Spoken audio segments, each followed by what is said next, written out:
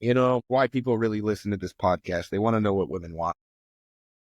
Chase, I don't think anything has ever been so true. Men and women come to big flying No. I lizards. think you're mixing up. They do not come. They are summoned to big flying lizards to not only know how to date and how to marry and how to love and how to make love. You know, it's moth to flame here. Dragon claw, wing and scale. Come now, let's examine a tale of the greatest beast ever considered. Another episode of Big Flying Lizards.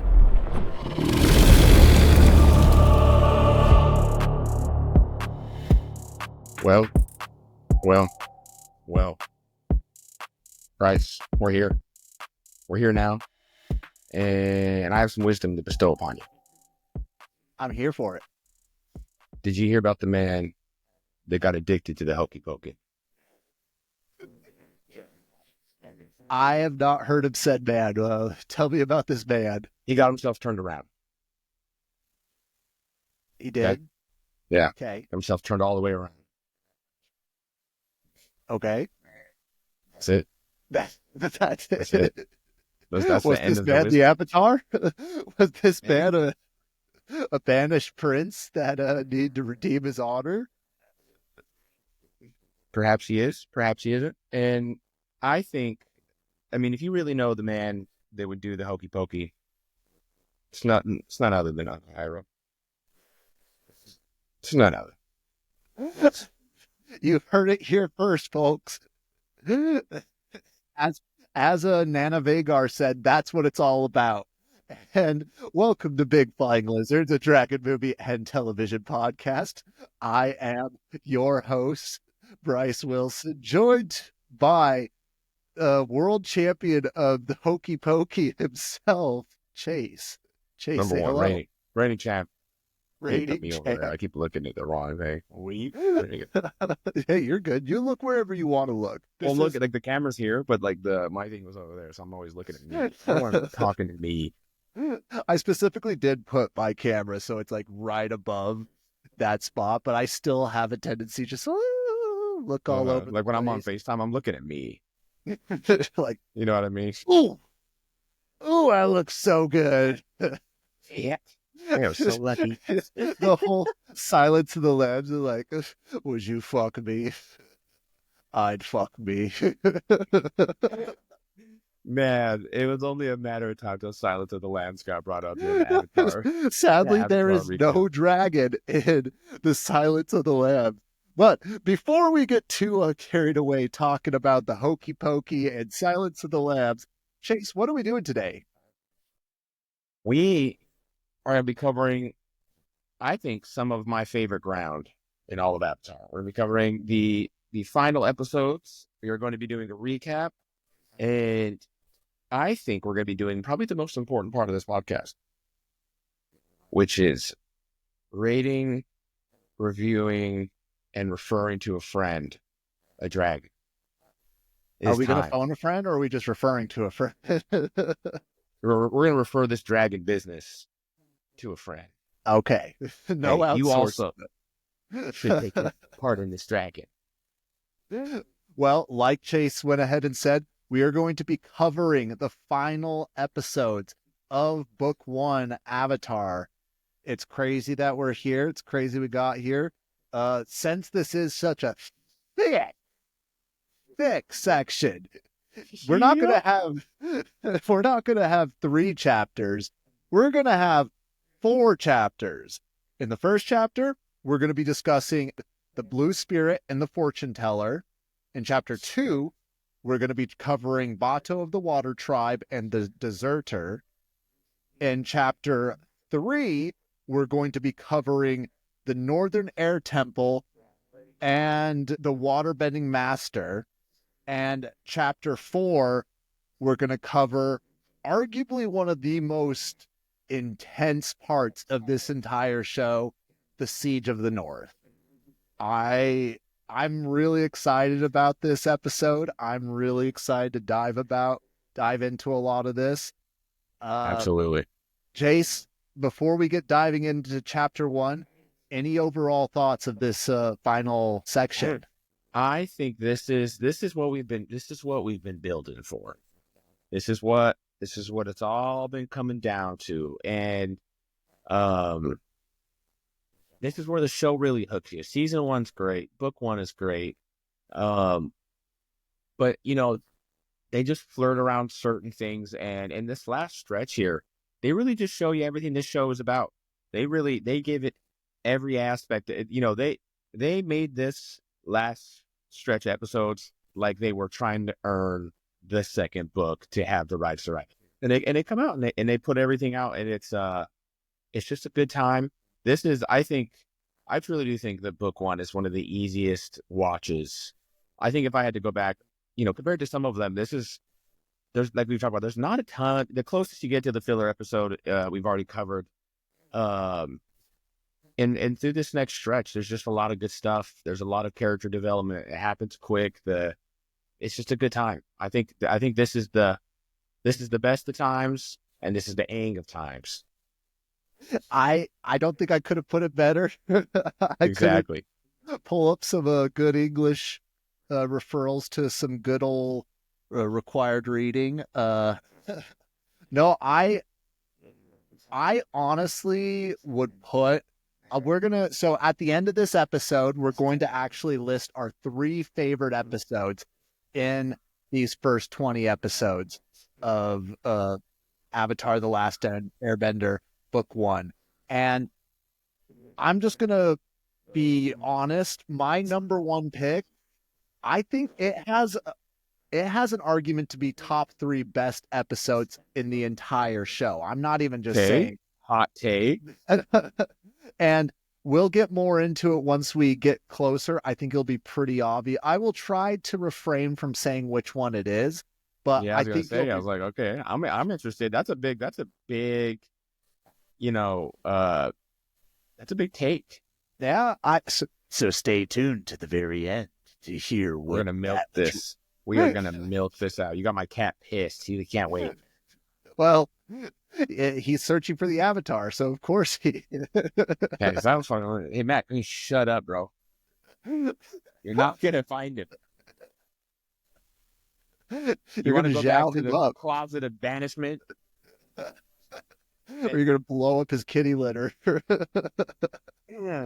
a pirate, like his sister more too. Anyway, she was enough subtle draws to conversation. All right. On that note, and speaking of a banished prince, we are going to cover in chapter 1 the Blue Spirit and the Fortune Teller. The Blue Spirit. Sokka falls ill after the storm, and Katara soon contracts the same illness. Aang seeks a cure at an herbalist institute. While collecting frozen wood frogs, the remedy, Aang is captured by Admiral Zhao's Yu-Yan archers. A masked figure, the Blue Spirit rescues Aang. During their escape, the Blue Spirit is revealed to be Zuko.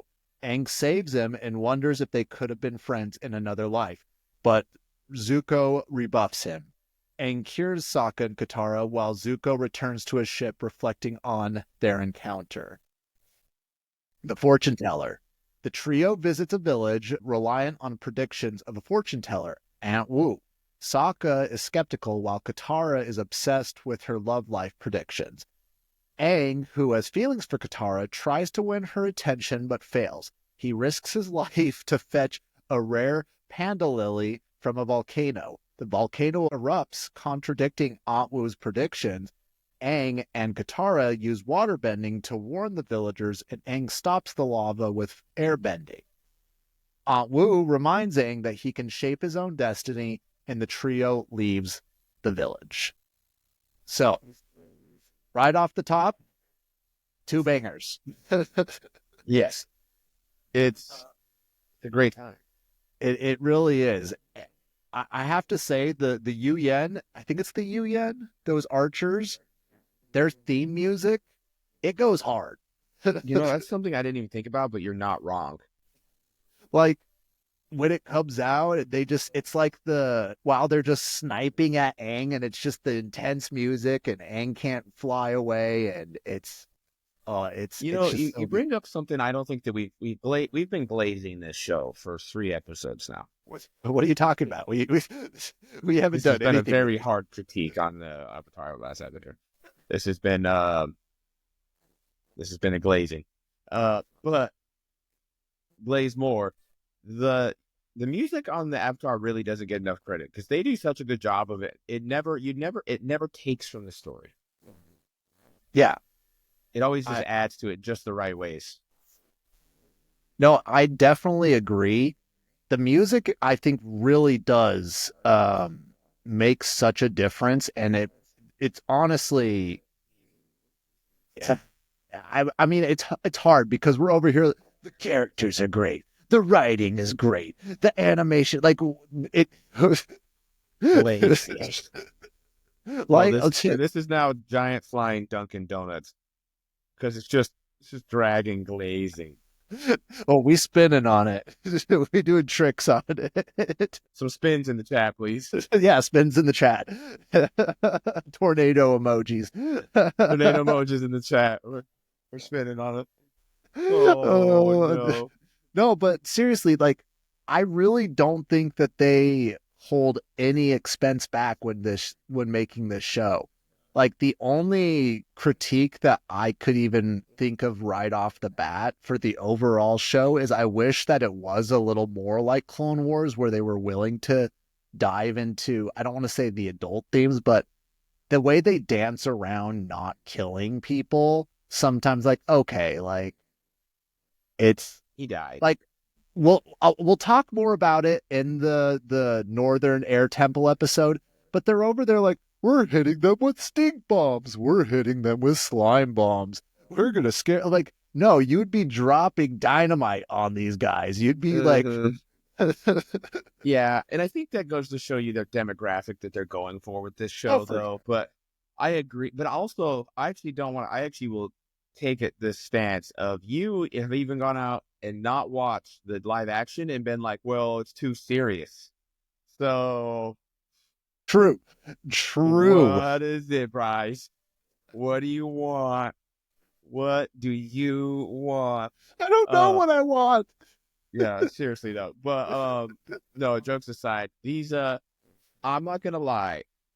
I think these two first episodes, now all the glazing aside, they're important episodes, but they're two of the more boring episodes. In my opinion, What? not the Blue Spirit. Okay. But it starts one of the two stretches, which is Fortune Teller. To me, it's like it's fine, but it's just like it. I think it lends itself to some whimsicalness that's happening in the times, right? Uh, you're not going to find him.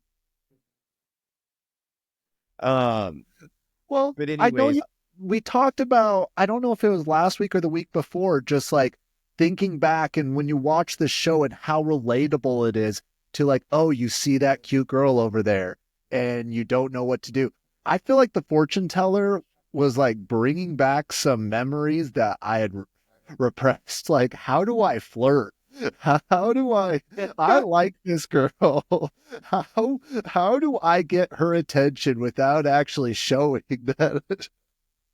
yeah, like, and that's what I mean. Like, there's like it's an episode that it matters in the sense of like developing the characters.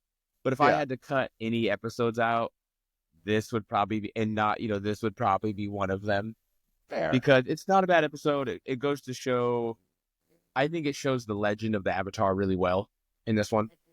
It Yeah, goes to show you like, but at the same time, like how people are, like they don't even believe. They're like, we don't need the Avatar. We have this old woman that just assumes stuff. yeah. But I having w- said that, jumping back into like, not get too far ahead. Blue Spirit, awesome episode. I think yes, this episode goes and it shows you how highly skilled Zuko is. for sure. And it shows you a different side, and it has a completely different feeling to the episode in general, compared to some of the other ones, which I really enjoyed. Which is funny because I really enjoy the Blue Spirit episode. I enjoy seeing, and this is I think the biggest part of it. If I could have a couple things out of this TV show, it would be Yes. way more lore, and way more backstory on Zuko. They do a good job because it's not his story, but he is Yes. such an interesting upbringing and everything that way. And they could have, this is, a TV show that they could have done Aang and Zuko and done two different books and from their POV, and I would have watched each of them happily. No, I completely agree. On that note, a little bit, I want to dive into that because I think so. It never actually comes out and say this, but there's almost this bender supremacy that you're seeing throughout the show. And I feel like Zuko is a better warrior than he is a bender. Like he was, wow, because he was doing amazing with his swords, and low-key, he's so good with his, like, he's taking out firebenders. Like he never used his firebending when infiltrating the like essentially a high max prison, like a war camp. Didn't bend once. but he can't bend because then they'll know he's on their side. True, but he was still able to do it without No, bending. I agree. Great point. And every time he fights the Aang, he uses his firebending. And let's be real, like even in this one episode, and we'll dive more into it but in Bato of the Water Tribe, it's still the closest fight between Aang and Zuko, and Aang still bodies Zuko. The only reason it's a challenge is because that beast is over there paralyzing everybody around him. So. Yeah, and I think that's a really good point to point out of once again Zuko's background, and I think to dive in a little too deep, it really shows that his character, and you kind of get this feeling by now, is this resentment he has for firebending, like you know what I mean? Like it was supposed to be the thing that made him, because if you think back to number one, you go back to episode 1, and what does Uncle Iroh say? You need to remember your basics. Yeah. Remember your basics. And, gentle foreshadowing. When he finally gets them basics down, cool things happen later in this TV show. Don't want to spoil it. I know it just came out, but no, I think that's a really good thing of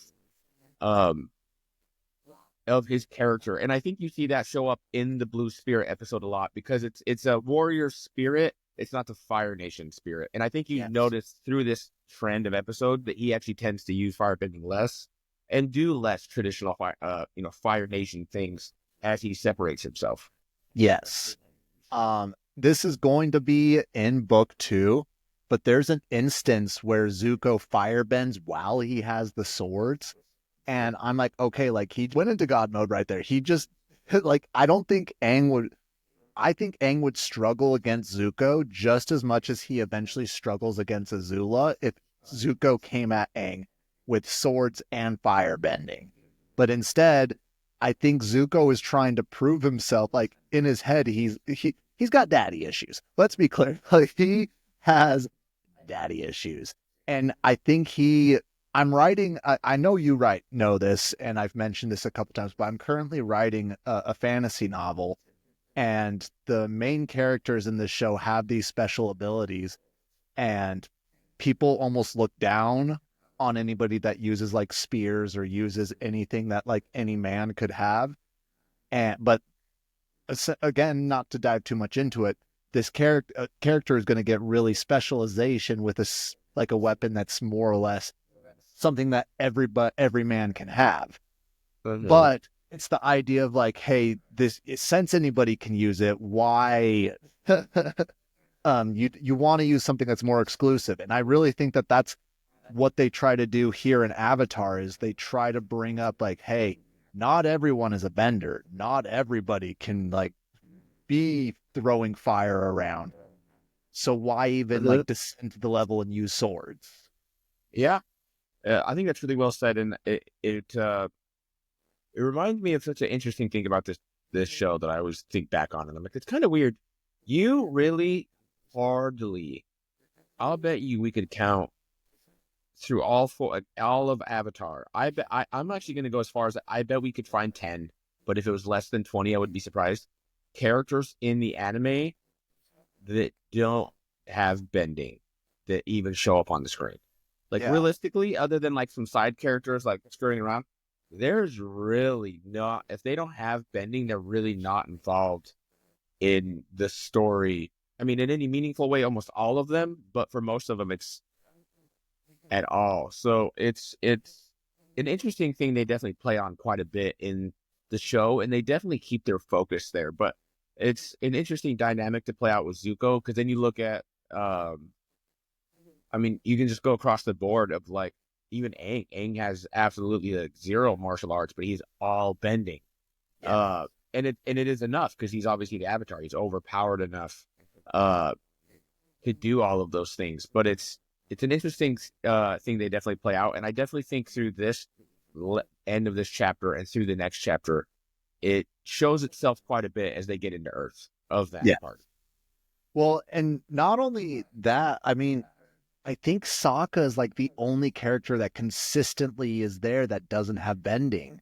And like the joke is that he can't do anything during most of these fights. Like the most he ever does is surprise with his boomerang. And I was like about to say the boomerang that does nothing, that doesn't come back. I do like I don't know if this is the case, but comment below. Can a boomerang work that's made of metal? Like that doesn't seem like that would be able to work.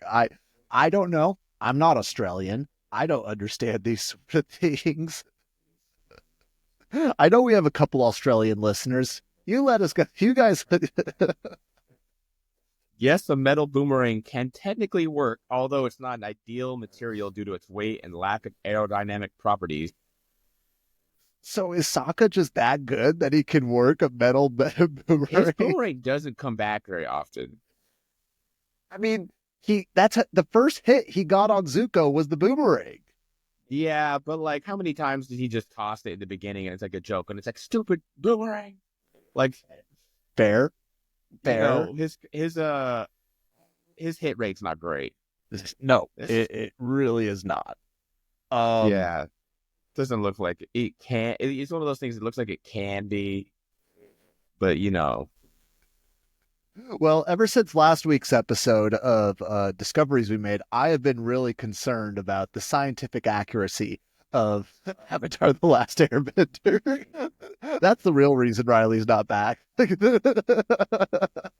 Yeah, you know, I wasn't gonna talk about the elephant in the room because he's not here. Yeah, he had enough. You know, not everybody can handle the truth. You know, but I don't make the rules. It's fine. Everyone, you know, truth get as truth get. For sure. Nana Vagar also said that it's got to be really nasty on your hands when you catch that metal boomerang when it comes back. Like, see, that was the part I was worried about least, because I feel like a good metal. Yeah, I mean, everybody remembers playing like Little League, and you like hit that metal bat against something, and it just rings, and you're builds character. Could you imagine trying to catch one of those things flying over the Hey, if your dad was your coach, you probably tried to catch it like that. Okay. Yeah, that was actually one of the things I read. There, people were like, "Yeah, that's actually not ideal to come back on." This has got me actually on a really thought, like, you know, what is the? Because I remember having a boomerang as a kid and being super let down when I was sliding. I was just like, "Oh, I'm playing fetch with myself." That's what this is. Yeah, I genuinely would love to figure out how a boomerang works, but alas, get a doctor, find a scientist, figure it out. We're gonna have the next episode is gonna be a round table on how boomerangs work. I can't imagine boomerang people are getting like a lot of hit ups right now, so like I can imagine we can get them on the show. Yeah, since Avatar ended, they really have just not been getting hit up. So when's the last boomerang that you saw? Excluding Avatar, which I watched this last week. Yeah, I don't know. Like, when's the last like boomerang in a TV show? I'm gonna have a side podcast. It's gonna be big flying boomerangs. You're just gonna go around asking people where their boomerang collection is. Oh, I'm gonna hit the streets. I need to talk to the people. Need to get to the bottom of this. Ask the big hitting questions here. That's gonna be so good because the catch line will be like, all right, right back to like, you know what I mean? Like It's all there. It's fucking coming together. Oh, but anyways, back to the subject. Boomeranging back to the subject here. I wonder what boomerang slang is. I'm gonna look that up in a second. Anyways, come back. Blue Spirit, great episode. One aspect that I did. Oh, go ahead. What? No, I was say a great episode. I really think it shows. It starts to show the inner conflicts really projecting out of Zuko, and this is where you start to get some pretty much Zuko only episodes. Like there's we start to get into where there's some episodes that literally don't involve these guys at all. Yes, and that one really doesn't involve that, but it starts to be that way. And it shows a lot. And then we get into you have anything else on that episode? So I did want to mention, I found it so interesting that one, Zhao they know about Sozin's comment and was openly talking about that. And I'm like, okay, how do they know about this comet coming? Like, I mean, I guess that it makes sense that they would know about that because they were able to plan around at the last go round, but it's just fascinating that they're even just openly talking about it. Like, hey, once this comes back, GG, like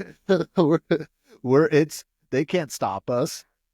Yeah, and I think that's such a great writing thing that they do in this is they do mention so many things early in this, thing where and you're like, what is the comment? Like you have an idea of it.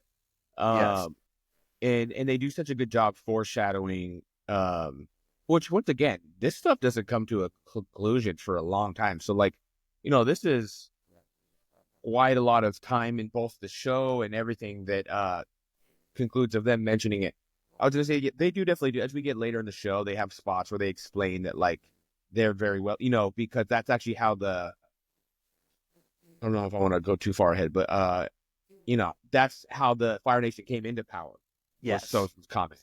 But once again, without having seen the show, you would not know. So when you're first time watching this, you're just like, what is this? And why is it? They talk about it very plainly, but they explain nothing. Like you should know what it is. Yes. Which is super interesting. Noticed, especially this go around, but we saw it a bit in the last week's episodes, but they keep bringing up Ba Sing Se, but at the beginning, I'm like, Ba Sing what? Who? And we don't understand that Ba Sing Se is a big deal. It's I think they do mention it's the Earth Kingdom capital, but you're like, oh, cool, don't really know about it, but it's going to become the center focus next season, essentially. And yeah, big time. They do a really good job of building, and having the foresight to build the next book while still in the first one, and they do it in such a small becomes large kind of writing way where they're just mentioning things so casually you almost don't even pay attention, and it almost becomes like you don't even notice that you're like, oh yeah, Ba Sing Se, that's the biggest city. You know what I mean? They just do it in a way where it's subtle and you don't even know the substantial part it's going to play in the story or any of the stuff that happens there. And these two episodes do a great job, I will say, of foreshadowing. No, for sure. And I'll even say this. One of my guilty pleasures, I love the show Supernatural. I know it's such a basic bitch show. I'm not going to even I'll fully admit I'm a that. Vampire Diaries person. You can have Supernatural. It's okay, dog. But when you're watching it, you literally are just there. You can tell they're like, oh, let's bring up angels. Let's bring, and they just are like, what are we going to do this week? While Avatar, it's clear that they have an end goal down here. And they're like, all right, we're going to take these ideas. We're going to sprinkle these seeds and they're going to grow into something rather than being like, oh, let's go to Ba Sing Se.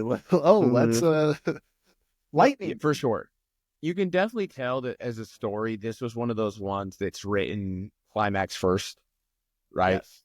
Like you write and then you reverse engineer the rest of the story, and you can definitely see that the way that things are peppered throughout the entire show, in the way that they build it up. Because at the end of the day, by now especially, it's been made pretty clear what Aang's arc is. Yes. They do a great job of just going, this is where he's going, this is where he's at. We're going to do everything in the middle. And I think that them having that very openness with Aang's character arc and being super clear, hey, this is what it is, this is what we're doing, and this is what you're getting out of this. And then giving you so many other characters with much quieter but becoming louder parts in the story. They do such a great job of that, where you have, Sokka. Sokka has such a slow burn character arc. I mean, he's truly just comedic relief, the camp guy, through this first book. And, Katara, same thing. It's like, is she ever gonna be anything that's not a crush? Like they show her training through this entire first book and show almost zero progress until, and once again, we're gonna get into that. There's a subject that for chapter 4 that I'm really wanting to have, and you might disagree with me, but I think we actually get a really big payout of Sokka's character in that chapter 4. And honestly, I never thought of it this way until I watched it this go around, but I'll save that for there. Is there anything Blue Spirit wise that you want to discuss? No, I think Blue Spirit and I think Fortune Teller. I think unless you have any other points on Fortune Teller, I feel like we've covered those. I do have one point that I think you could appreciate. In this episode, I feel like Aang and Sokka represent what boyfriends are typically like when their girl gets into astrology. Those are the two attitudes that they have. They're either like, what are you talking about? Yeah, I will say, I do think they do such a good job with Sokka and being just like, and maybe as a kid, I don't really remember like what my thoughts were on Sokka, but like as an adult, I'm like, listen to Sokka. I so agree. I'm like, no, they need to be on the mission. They need to be on task. Like, I'm 100%. So I think what character you relate to the most definitely tells you what kind of childhood you had. But that's a fantastic point. That's a great point. And because Aang's attitude is not even like, oh, I believe everything she's saying. It's like, how is this benefiting me? How is your predictions benefiting me? Yeah. Does the tarot cards, does it say Moss bitches? Or Moss money? Lost. Because Aang is literally... He literally goes and puts his ear up against the door and they're talking about moisturizer. He's like, oh, come on, get on to the good stuff. Like, yeah. Yeah. Well, you know what's really funny about this too is like Aang can talk to the other side. Yeah. And he's over here just like, which honestly lends itself, I think, to a certain type of person, which is like, I see some shit. Maybe, I don't know, maybe this is true. I don't know. So that open-mindedness in Aang is always there, but that is a fantastic point. And well, to me, I think that. So one, did you ever watch the 2006 Aragon movie? Maybe. Well, there's a fortune teller scene in that show, and the fortune teller tells Aragon like, the world is going to be fighting over you. You're going to be the center of this battle. And he's the only dragon rider that's around that's good. And he's like, that can't be. There's no way I'm going to be that. I'm like, dude, like, obviously that's the case. While Aang, I feel like, reacted in a much more, like, yeah, I know this. Tell me something I don't know. Like, Because she's like, yeah, and then there's Sokka who just wants absolutely zero to do with it, not willing to play along. Just so that's such a good point. That we could probably just shut it down right now. That's well, the that's point. all, folks. Next week we're going to be going over crystals. We're doing tarot card reading. Tarot card. Book 1. Psych. This is a timeshare and crystal podcast. Buy a timeshare. I just bought my mat over here and we'll burn some incense. But before we do that, we're going to be going into chapter 2, which is covering Bato of the Water Tribe and the Deserter. Bato of the Water Tribe. Sokka, Katara, and Aang find a Water Tribe ship and reunite with Bato, an old friend of their father. Aang feels left out as they reminisce. Aang intercepts a message from Katara and Sokka's father, fearing they will leave him. He confesses, causing tension. Zuko hires a bounty hunter, June, to track Aang using Katara's necklace. Sokka realizes that they must stay with Aang, but they are ambushed by Zuko and June. Katara and Sokka help rescue Aang, reaffirming their commitment to the journey. Aang returns Katara's necklace, symbolizing their renewed bond. The Deserter. The trio encounters John, a Fire Nation deserter, and a powerful firebender. He initially refuses to teach Aang, fearing for his lack of discipline. Avatar Roku's spirit convinces John to train Aang, but Aang struggles with the discipline required and accidentally burns Katara. Katara discovers her healing abilities while Aang vows to avoid firebending after seeing its danger. Zhao, John's former student, attacks Aang. Aang uses Zhao's lack of control against him, causing Zhao to burn his own ships. Katara heals Aang's burns, and John disappears. I know you sort of alluded to this a little bit earlier, but I do think that Bato of the Water Tribe is a little bit of more of a boring episode, but I think it's a lot more to do with building up that the men of the Water Tribe are actually involved and they're actually making a big difference, because we have to remind ourselves in this battalion, they're all warriors. There is not a single waterbender among them, and they're going up against firebenders and they're winning. Like, yeah, I agree. I think that the biggest thing for this episode for me, it definitely feels like I'm not gonna say it's not a filler episode, it's a fill-in episode, because they were like, wait a minute, we're a little ahead of ourselves. We kind of forgot to write in more Water Tribe stuff. mm-hmm. In this episode, once again, it creates an arc that you really just don't want to even, like, I don't know, it's cringy. Like, it's a cringy episode. Like, it's hard to watch. You're like, ugh, like, and you can also at the same time, like, understand how Aang's feeling, because everyone's been there, right? Like, Yeah. And I think it goes to show some of, which once again builds up to the end of this book, which he ends up, we'll get into, but he starts to get a lot of earthly attachments. Mm-hmm. And you see that a lot in this episode. As slow as this episode is, they really take their time, just like, they're like, hey, there's not been a Water Tribe father in this entire show. We're gonna build it up. We're gonna take our time.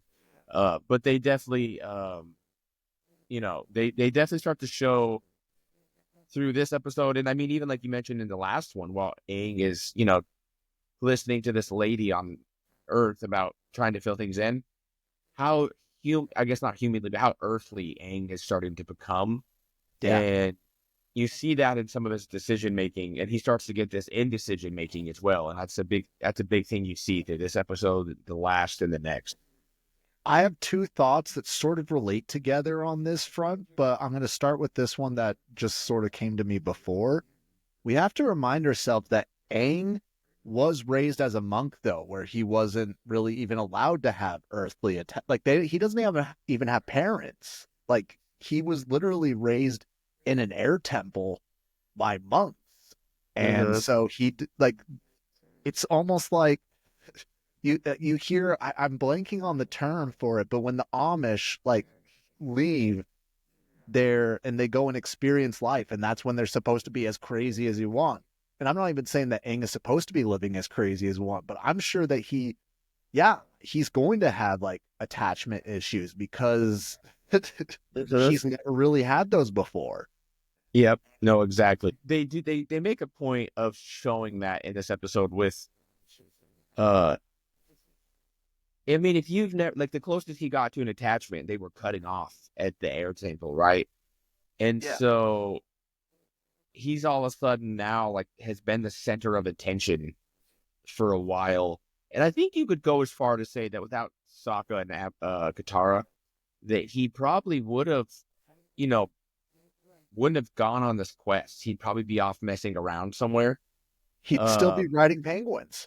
Yeah, he really would still be riding penguins. And I think you start to really see that negative side of Aang of literally just, avoidance. Yes. And it really comes to a head here. Well, I was going to say my second point is you almost see the Harry Potterification of Aang in this episode. And what I mean is, if you notice and if you go back to Harry Potter as a book and a movie, the attention is always on Harry. And even though he talks about how he doesn't want the attention, sometimes it feels like whenever the attention's not on Harry, like something happens that it comes back to Harry right away. And I think this is the first time Aang has really experienced being like, oh, like he's the center of attention. Whenever they go anywhere, they're like, oh, it's the Avatar. We see water people all the time. We never see the Avatar, but they finally arrive to an area where Bato is like, I don't care about the Avatar. These are the kids that I genuinely love. Because I'm sure like they made it sound like Bato was like uncle like figure to them. And they're like, oh yeah, go ahead, come on. Like, sure. Oh, Aang, don't touch that. That's sacred and fragile. What are you doing? Like, yeah, and that's, as I say, that's my point too. Is a lot of the times he's trying to do this little trick, and he's trying to do these things to try to like get the attention of like, oh look, I'm that, and when it doesn't happen, you definitely just see that kind of implosion of the him and that moment and all those things like that. But it also lends itself to a really interesting. Once again, you just see Sokka, who you can just see that he's been without any men in his life for so long. yeah. And he's admired these men for so long. And all of a sudden he's like, oh, they're alive. And you've kind of been living under the assumption that they're probably not alive. But then to find out that they are, and they're out here fighting. And in a lot of ways, they don't even care about the Avatar because they're like, what's he going to do for us? Yeah. We're on the front line. Well, and that is something I did want to bring up. I find it so fascinating that Zhao is an admiral. Zhao is technically the highest ranking military position you can get in specifically the Navy, and in a world so dominated by boats, essentially one of the highest positions. And what is he doing? He's hunting for the Avatar. And yes, I understand Aang is going to be the person who solves this all. But if you're the Fire Lord, or if you're the other generals, you're like, okay, why are they hunting after this kid who has been gone for 100 years and doesn't even know waterbending, doesn't even know earthbending? Who's going to teach him firebending? Like, we have a war to win. We are about to beat the earthbenders. And Zhao is running around. Like, again, I know we keep making the comparisons, but it literally feels like Zhao is like generals that were looking for the Holy Grail during World War II. Like, it's again, I know that it's not exactly the same thing, but it's like you could be doing something to actually be solving this war, and you're going around hunting. Yeah, I think that's a really great point. And once again, I think it lends back to the fact of like how many deep topics they show on this. And I think a deeper point they're trying to make on this as well is like this is like such a deep philosophical point, but it's like they are doing that, and they are chasing this child around because they're so fear of the power he has. And I feel like that's kind of a deep topic in a sense of like, no, look at this like kid silly, goofy kid, how powerful and important he is. And I will say it edges itself on very vaguely, and very much a stretch of like some of those more far-stretched religion and religious topics of the chosen child, right? Yeah. Those things, and how, truthfully, if you think about it, he goes around and he's performing miracles and things like that. And so you see this in a lot of different religions. And so it's they're really combining quite a few topics. They're using this in a sense biblical chosen child, came from a big, like, there's this whole process and all of these things. But what would it's truly like, hey, what would happen if Jesus Christ came back in the World War? Like, it's what, how would people treat him and whose side is he on, and all, it Yeah. really is in some ways they play on those type of topics and those type of ideas in the storyline and with the things that are conflicting, because it really is that. And so I think with that point you're making, it really is that they're like, hey, if we made Germany, and exactly like the Holy Grail, like it goes to show you both how terrifyingly serious the Fire Nation can be and how far off humans can be when they get cornered or they feel cornered. Yes. And once again, we still really haven't seen Bullseye at this point, or any of the really fire, like it's just building these characters up. Yes. And it's getting fun. Well, even at the beginning of the Blue Spear, I know we're supposed to be talking about the deserter, but I felt like this was I knew you'd go back. Thanks. Right when I think I'm out, they pull me back in. Into the Blue Spirit. But the other general was like, Zhao, I'm not going to help you with your vanity project. Like, even other high-ranking officials recognize, like, this is all about getting brownie points with Fire Lord Ozai. This is nothing to do with the war. But Zhao is such a selfish person and wants to, like, elevate himself as high up as possible that he was willing to sacrifice the war to do this. I mean, I guess it sort of relates because the deserter is like that triangle between Aang and Zhao, and with Jean in the center of it. What are your first thoughts of the episode of the deserter? Because I did really enjoy that one. I don't think it was as good as I thought it was before going into it, but I still thought it was pretty good. Yeah, I think I agree with you. I think memory, it was a better episode than when you watch it. And even now, like, I'm like, that's a pretty good episode, but then you watch it, and I think they have some little, like, it's a little drawn out in some stretches, but no, I think it's good, and I think it starts to show they kind of start to develop once again Zuko's arc with that episode and turning him into a anti-hero in a sense. They kind of start to build this, once again, from after the Blue Spirit and into this episode, by the way they build Zhao and how evil he actually is. Yeah. It starts just to by putting them side by side in their short interactions, whether it be Zuko just cruising past them in hey, I don't want to chase the Avatar, those guys are, or whatever it is. Those points. They just do a good job with Zhao of, he kind of takes what Zuko's mission was and realistically just does it in such a way that you're like, exactly like you said, he's so selfish, he's so self-centered. But he's also like powerful and destructive. And once again, you really start to see, this is what's funny to me about it, is it's like they build up these characters and they do a really good job, but they never, as Aang runs away from them and defeats them very casually, they do it in a way where it never makes Aang seem as powerful as he really is. Yeah. We don't see like, that till the last two episodes. Exactly. Like, and that's, once again, I think I know what your favorite episode's gonna be. But it's such a good episode. But yeah, I agree. They do such a good job of building up these people for Aang to face that are just truly, truly, like, evil and selfish and all of these negative things. But they do it in a way that I don't know, just you keep that childishness there. Yes. No, I agree, and I don't think I could have put it better. But at the same time as well, think we see it throughout the show that the Fire Nation almost rewards giving, because Jean keeps going and saying that firebending is about discipline, firebending is about control, firebending is about just being one with the flame and not letting it consume you, but also not consuming it.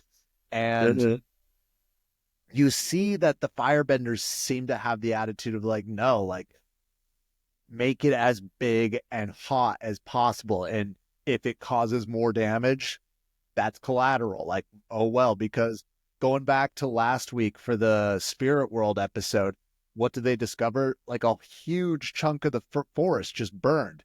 You know that they weren't just going around like, oh, fuck these earthbenders trees. Like, let's burn their, no, like, it's probably because they're like, hey, concentrate all of your firebending over there. And who cares if it burns down the forest? And one thing I like, Jean is such an interesting character because he was sitting there and he's low-key a little crazy. Some of the stuff he was saying, I'm like, what are you talking about? But like the amount of self-hatred that he has for firebending, like we're going to find out, spoiler alert, that he and Iroh are part of an organization together. But I feel like Iroh has a lot healthier view of firebending than Jean does, because Jean is just like, firebending, all it does is consume, and if you don't let it, it will burn everything around you. While Iroh is like, it's like the sun. Like the sun can provide you heat. It provide like the sun is life. Heat is life.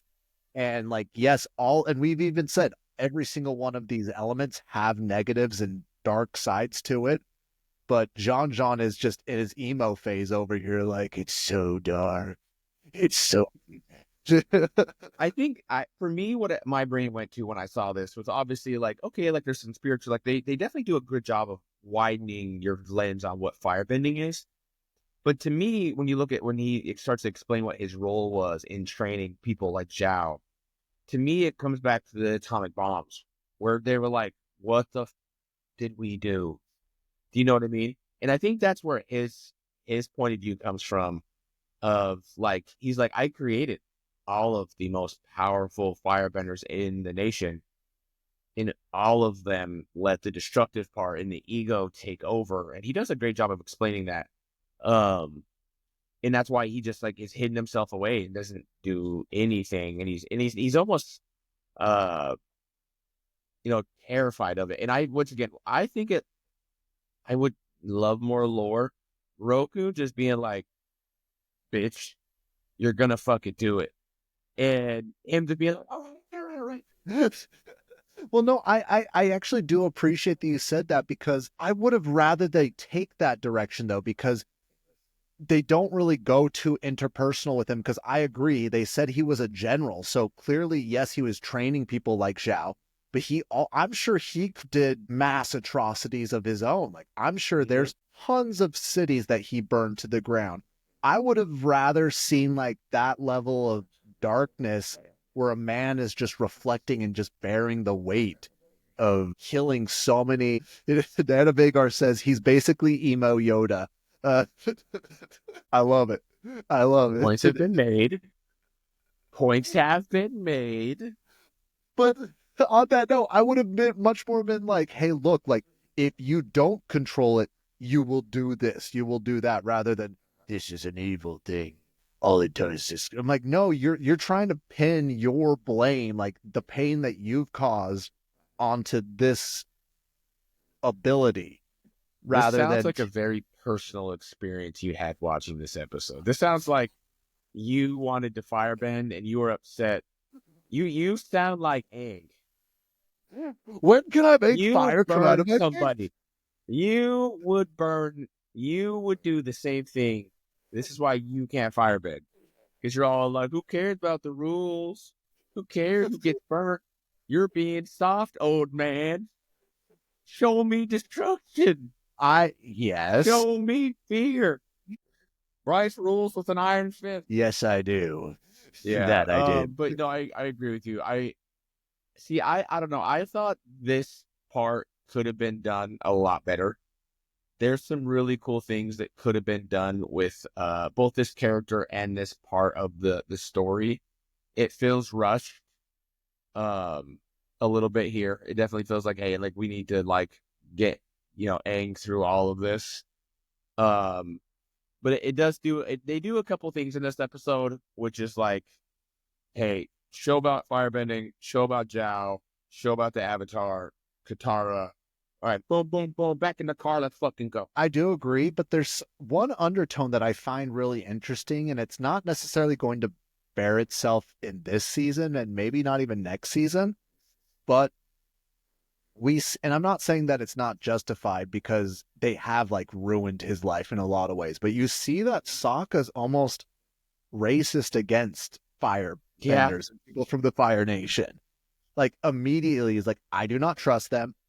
No, the only good firebender is a dead firebender. I said, like, straight up, like that's what he's saying. Like when Aang finally does firebend, that's like the only time that we've seen since episode 1 where Sokka is like angry with Aang and it's like verbally like, you burned my sister. What is wrong with you? Like, he loses his mind over that big time. And once again, it just goes to show you the trauma that is based around that. But it also, once again, shows the worldliness of Aang as he's just so like he just is like, I'm not like the way that he goes behind his back, right? And does all of that. Like it's his worldliness really starts to build itself towards the end of this arc. One thought I was having during this episode was like, why does it matter if Aang needs to learn? Like, does it not matter as long as he just learns all of the bending? Like, why does he need to learn it in order? But like, especially afterwards where he's like, okay, no, you need to have that calm collectiveness and mindfulness when you're doing waterbending, and you need to be solid and steadfast when you're learning earthbending. And I think that's because right now Aang is literally just in airbending mode where it's like, woo, I can do whatever I want. Like, yeah, and I definitely think that, and once again, this is something they touch on a little, but that's firebending is the hardest one for him to learn because it's the exact opposite of wind, right? I think we actually find out that that earth is the hardest because, or no, earth. You're right. Earth is the opposite way. I'm mixing them up. But you start to see the play on those things as well. But just the overall fear that he has towards that. And once again, him burning Katara really like, and there's no time to deal with it. That happens. She's like, oh, I can heal. And the way they throw that in there, just like, oh, Katara's like not just any waterbender. Like, yeah, wow. And then boom, everyone gets blown up and they run away. Like they really drop a lot of like deep points on this episode and then just get out. They just skedaddle. Yeah. So quickly. No, like so quickly. Like this episode, I don't know. They cover so much ground that I think that's why it doesn't feel like a great episode, because none of it's in depth like you would like to. It could have been a two-parter. It really this easily could have been a two-parter. But I also think, and I was just having this thought as well, Aang like is so like, unless we've talked about this, airbending, unless you are maliciously using airbending to hurt someone, airbending is not like firebending where like Aang can oh haha, I blew leaves in your face, like, oh, I knocked you over. It's not like, oh, even if you do the littlest thing, you can seriously harm someone. So I think that's just something that he doesn't even realize, is that there's bending that can actually cause harm if you don't treat it with the respect it deserves. Yeah. I definitely think the bending world of this really grows a lot deeper with this one. And one thing I really like, I think my closing point on this episode that I like up to this point that we haven't commented on, is how they somehow do such a good job of building up the Avatar and past avatars. Like Roku seems like the the legends, the few legends you hear about him, the few experiences Aang has talking to him. I mean, even the intro of the show where it shows Roku look over and you see just all of, and you have the Kyoshi warriors. Once again, like she separated an island, so you see these like grand displays of power, but you see Aang and he's just like, no, no, no, no, no, no. And so like it really does a great job of creating these giant levels of separation from things. And then obviously, like as we get into the end of this, you go, okay, like it almost has zero to do with bending and everything to do with like the character development of Aang. Yes. No, I really do enjoy that you brought that up. We'll dive more into it once we do eventually get to book 3 of Fire.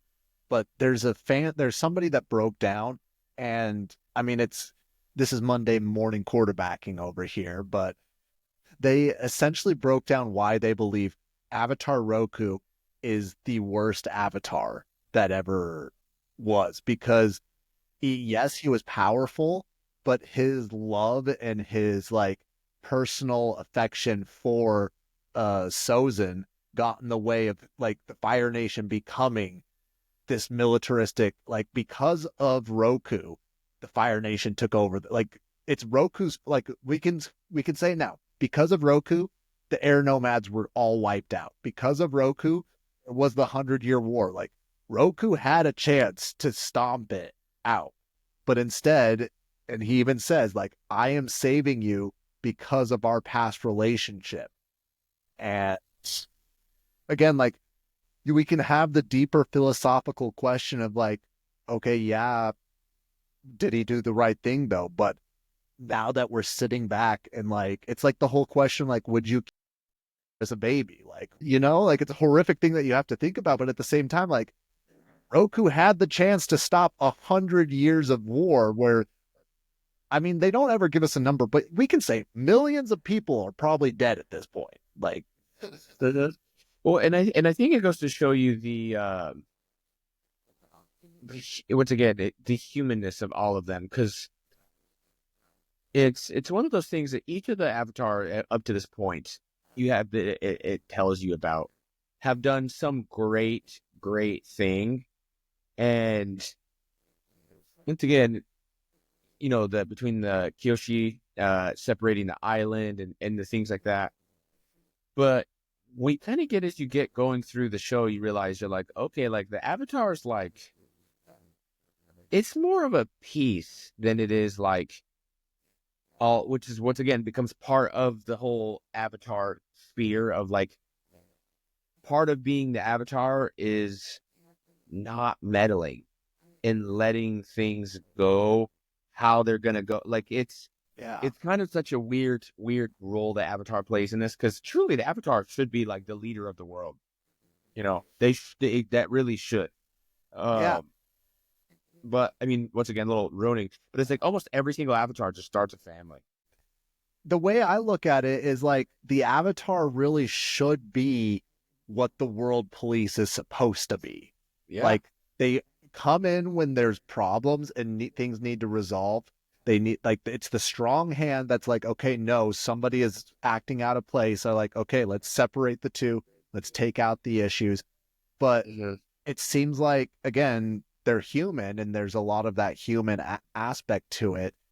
And especially with, and again, I know there's so much more lore with Avatar Kyoshi, but it does seem like Avatar Kyoshi is like, no, I'm taking my fam and we're leaving this place. Like, yeah, I was going to say, it's, you realistically, when you look at every Avatar, and this is getting very ahead of us to even into Korra that I haven't watched, but I'm familiar with the lore of like, there is no perfect Avatar, but sometimes they're useless.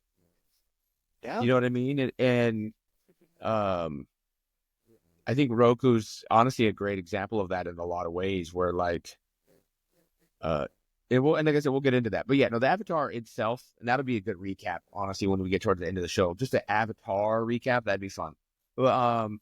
But yeah, I think we've milked Deserter. I have nothing else to say.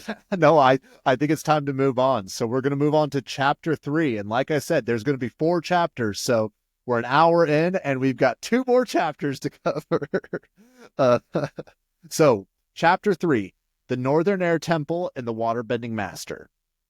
Aang hears rumors of people living in the Northern Air Temple, sparking hope that some of the air nomads survived Sozin's genocide. However, he discovers the inhabitants are not airbenders but refugees using gliders to fly on strong air currents. Aang is saddened to see the temple heavily modified, with walls and architecture destroyed to accommodate for steam-powered inventions. This clashes with his reverence for the air nomad culture. Teo, a paraplegic boy, inspires Aang to open the untouched air temple sanctuary. Inside, Aang finds Fire Nation weapons, revealing the mechanic, Teo's father, has been aiding the Fire Nation in exchange for safety. When the Fire Nation arrives to collect a war balloon invention, Aang defends the temple. The villagers successfully repel the attack, but the Fire Nation escapes with the war balloon. The Waterbending Master. The group is welcomed as heroes. Sokka develops feelings for Princess Yue, while Aang and Katara seek waterbending training. Master Pakku refuses to teach Katara combat waterbending, as women in the Northern Water Tribe are only trained for healing. Katara challenges Pakku to a duel, showcasing her skill and determination. Zhao commandeers Zuko's crew to attack the North Pole and deduces Zuko is the Blue Spirit. He hires the pirates to kill Zuko, but Iroh helps Zuko fake his death and stow away on Zhao's ship. Pakku recognizes Katara's pendant, realizing her grandmother, Kana, was his ex-fiancée who left the North due to its restrictive customs. This changes his perspective, and he agrees to train both Aang and Katara. Sokka confesses his feelings to Yue, who reciprocates but reveals that she is engaged. Their bittersweet moment highlights the cultural constraints of the Northern Water Tribe. This episode ends with Zhao's fleet departing for the North Pole, setting the stage for a major conflict. A lot. A lot of that. I do really want, I feel like we're going to have a lot to say about the Waterbending Master just because there is just so much there. But I do want to just start us off talking about the Northern Air Temple episode. The one thing I appreciated the most about this episode is we really do get to see that Sokka might not be the sharpest tool in the shed, but he's showing his ingenuity and he actually is pretty brilliant in his own way. He's not just a joke, he's not just a warrior, but he's actually arguably one of the more creative, intelligent people in the show. Yeah, no, I totally agree. I think this is a fun episode. It is. Through and through, this is just a fun episode. They do you get a lot of complex topics, but I think overall it's a fun episode. Airbending's fun. They cover it once again. This is a very where you get some inclusivity of there being a paraplegic and someone that's paralyzed anyways, and he's still able to overcome with his mind and do everything else, and he's actually one of the best at the air gliding. He actually teaches Aang stuff. But it's also you see Aang so conflicted because he's having so much fun and he loves it. But all of a sudden now he has this sense of tradition that he is all mad that it's gone. And so you see him conflicted with that, which is odd because you never see him care about any tradition. He's not cared about anything up until this point. So I think going into this episode, I don't know what it is, man. They do such a good job of making you kind of not trust these characters. Initially you're just like, something's off. Yeah. Something's very off about these characters. And towards the end of it, you're like, okay, it was they do a good job of making it feel like something's off. And then obviously once you realize that he's been helping the Fire Nation in case for their peace and inventing all of this stuff, it really is such a very anticlimactic of him opening the door. But overview of this episode, it's a good time, and they do a great job showing some very complex topics and very nuanced emotions that you're going to have to go through.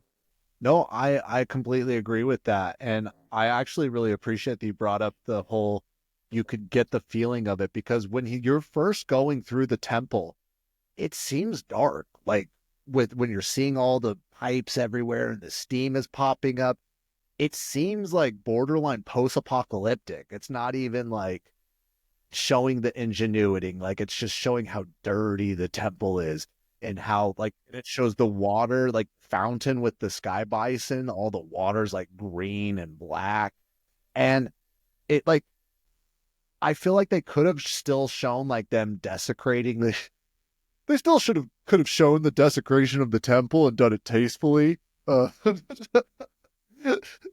no, but what I mean by that is like they did make an effort to show how dark it actually was in the temple and how like upsetting it was. And maybe that was more of a reflection on how Aang was feeling, but at the end of the day, it still was like, hey,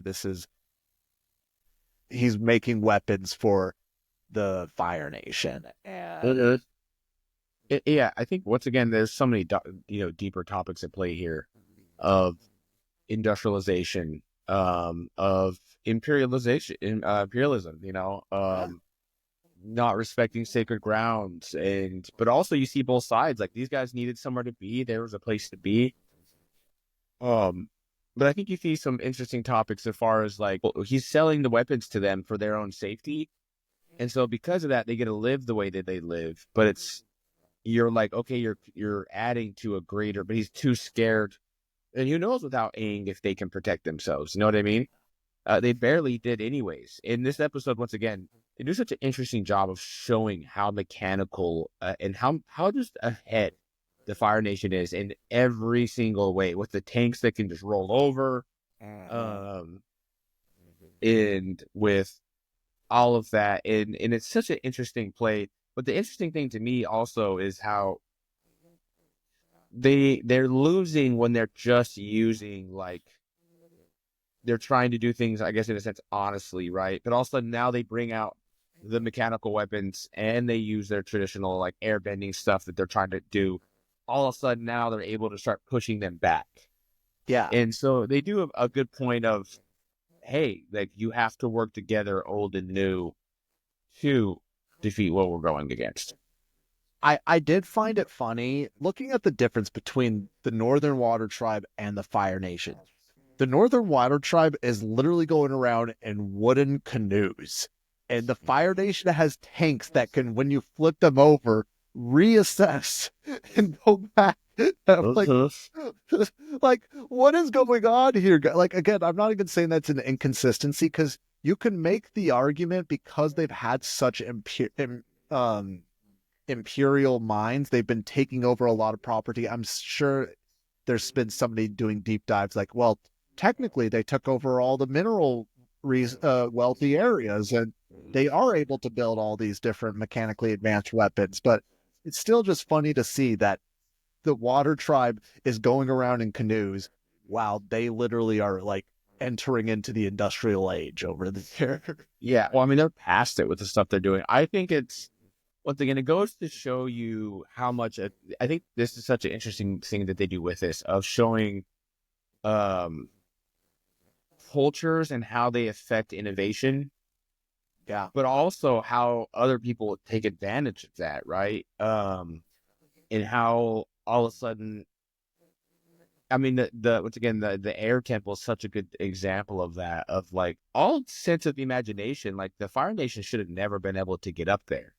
No. Like with what they had, right? But like because of the culture of the Air Nation, they would not really ever fight back anyways. And so you end up with some interesting things that way. But also it just goes to show you like they just really do a great job of showing up until this point, really trying to drive home the point of like, hey, the Fire Nation is cold, it is fire, it is hot, they are disciplined, they are motivated. But then you have episodes where it shows them as humans, the kids, a couple episodes back. And so you end up with this weird extreme in the Fire Nation, which is, hey, we have their military and their lord, and you're just like, everyone's terrified of them. They're destroying things, they're taking lives, they're doing all of these terrible things.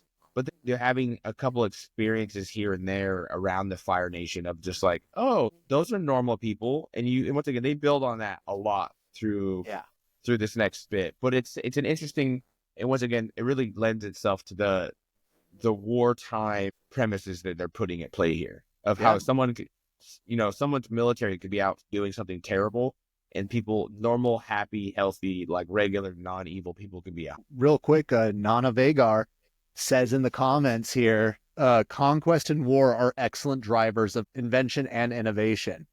And there's always that comment of like, okay, if something has gone mainstream, more likely than not, the military invented it 10 years ago or something like Yeah, there is that. Like, I know there's some people in the military that I've talked to that have said, oh, they don't give us anything. Like, we get like the bar, like, yeah, you guys get it. Like, we're talking about the mad scientists that are over at DARPA over there. They're the ones making like,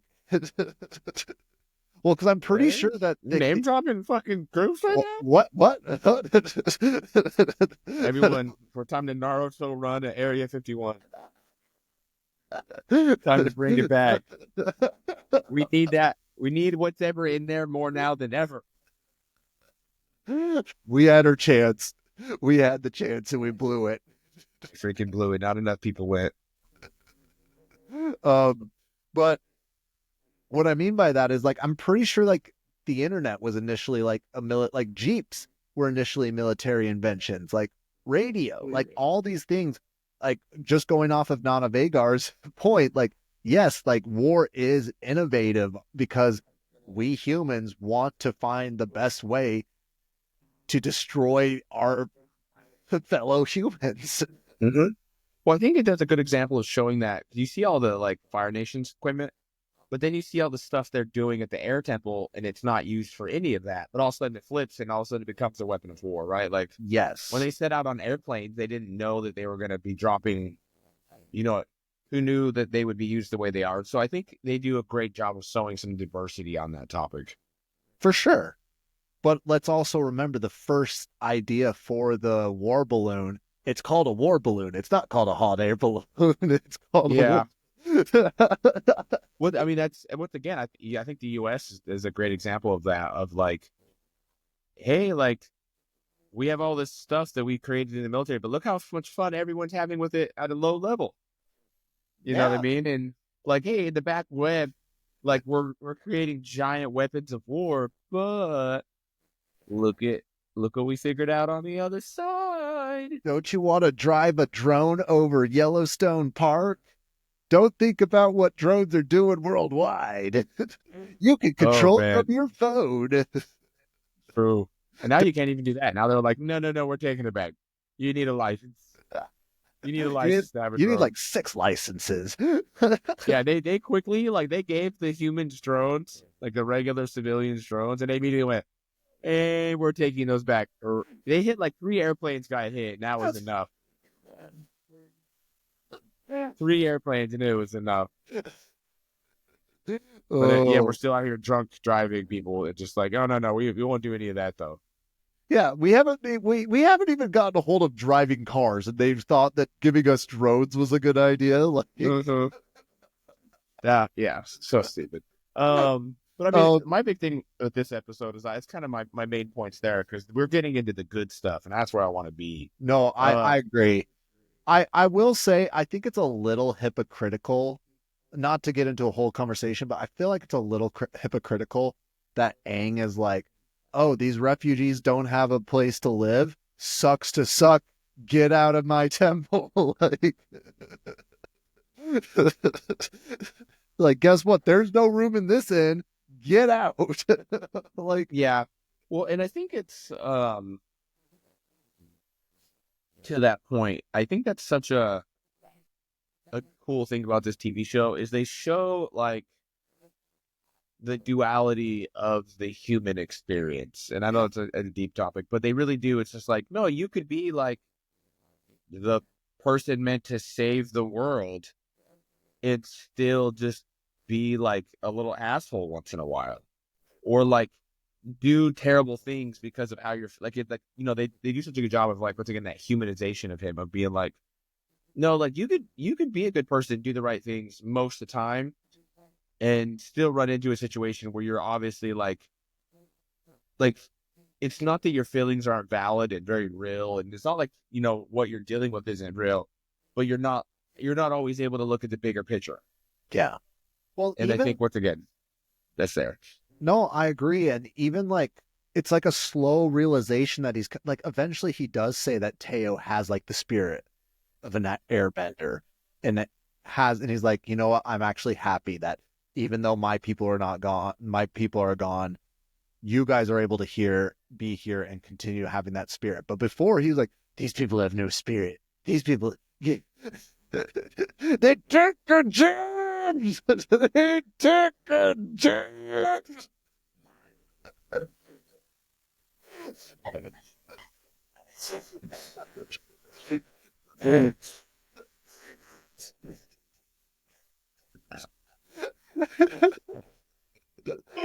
That's what Aang's doing. Tell me I'm wrong. Oh. I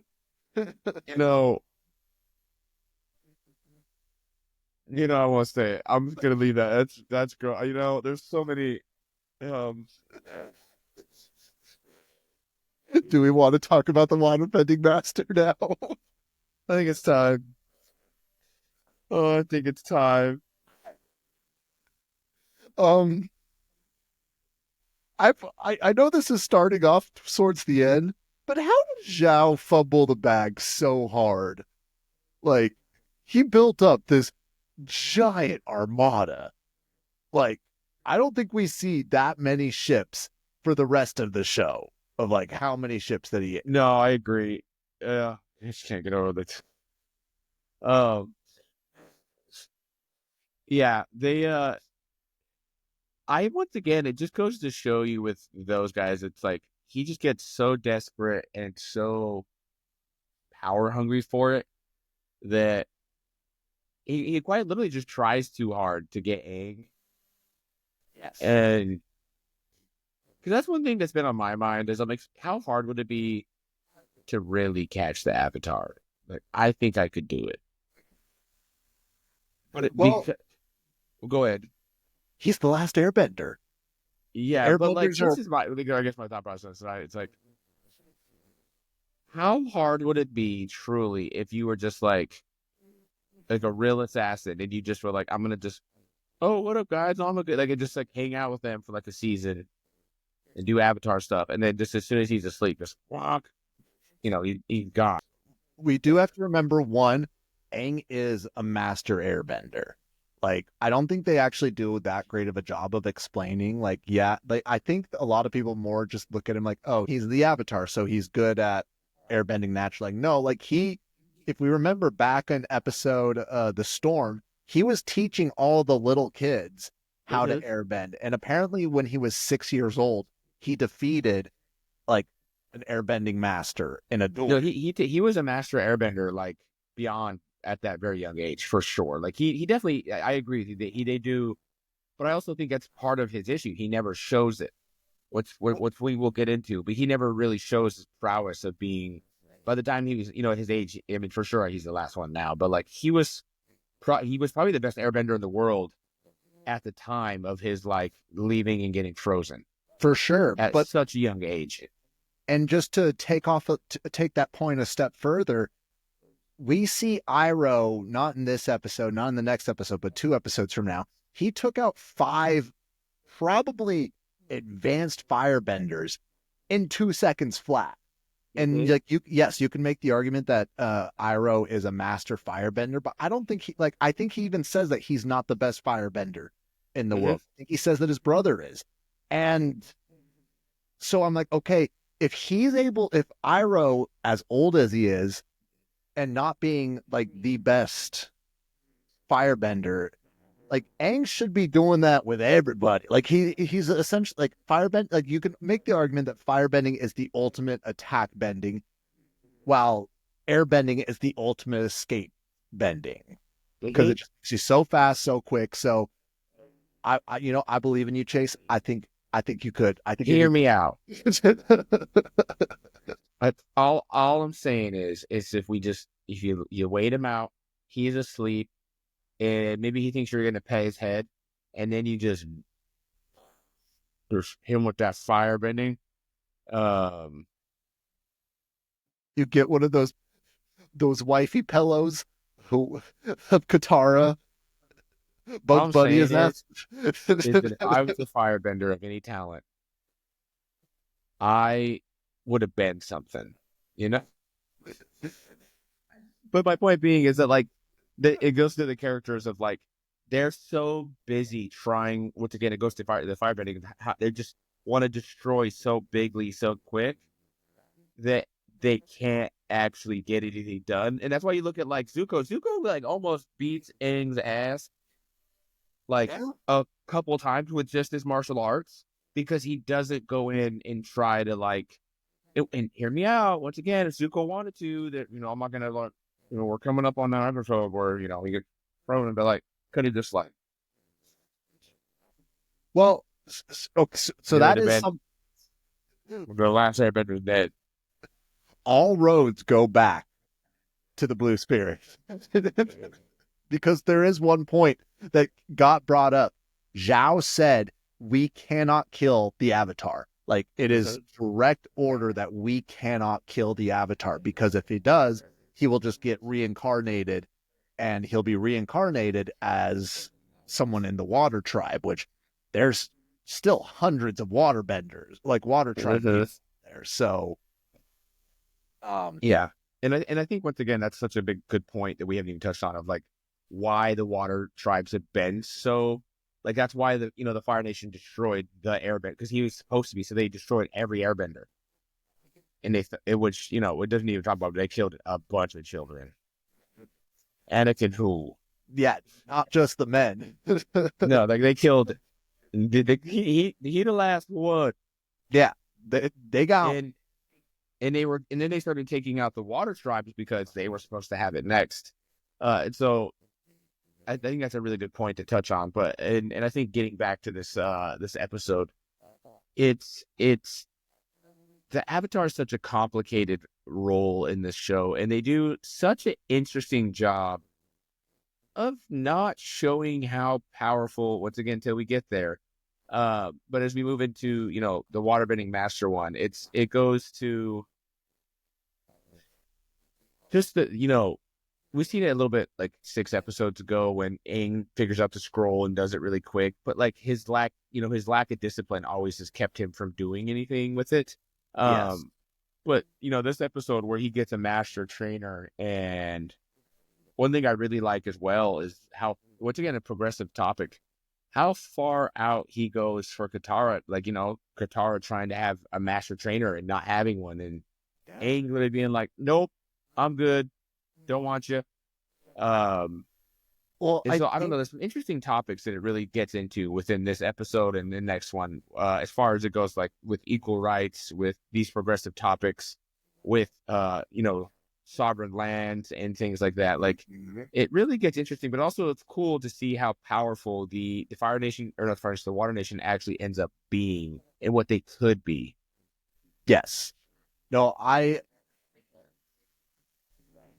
really feel like the waterbending master is, the last 3 episodes I think is more of a 3-parter than just a 2, because there's so much lead up in this. One, we see Zhao building up his armada. He confiscates Zuko's people. Then we also do see Aang starting to learn waterbending.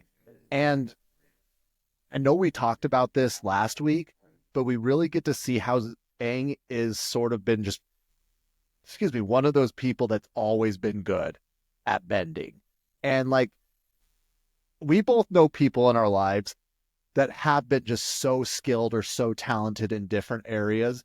And I feel like there's 2 types of people with that. They either just take it for granted, and they're all right, what's next? I'm just gonna, and then you specifically, where you work with kids that are going to be future professional athletes, I'd be willing to say what separates, the boys from the men are the kids that are skilled but willing to still grind down and work, versus the kids that are skilled and just like, oh, I'm skilled and I can just thrive off of my skill alone. Like, You know what's really funny about that is in this is a really good example, I think, of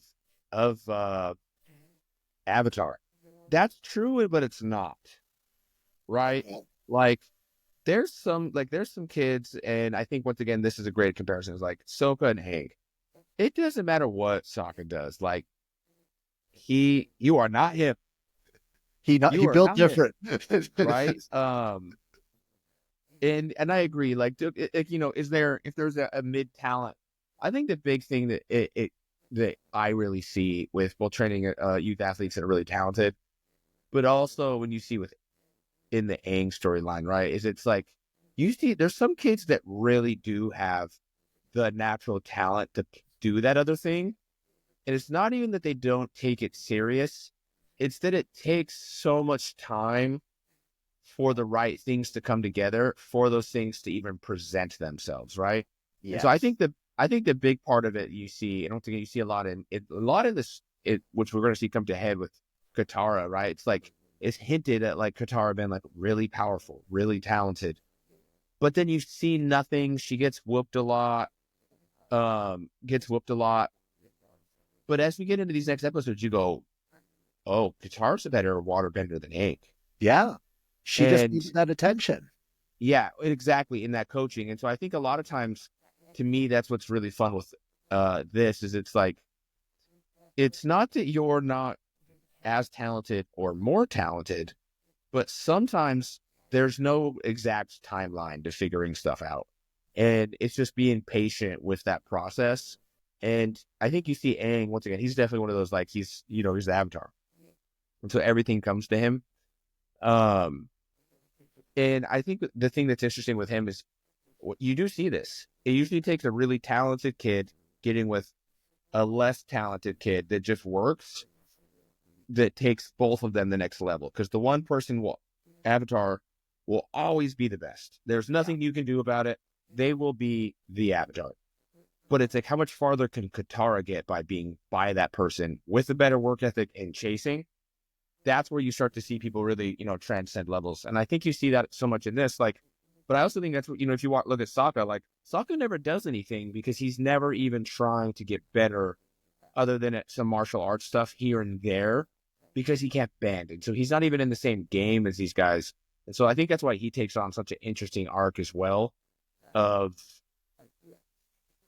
and it's kind of funny you brought sports because my brain just goes, but it's like, as we get into this arc, there's a lot of different stuff that shows itself. You have Zuko, who would, all the talent, all the training, head case.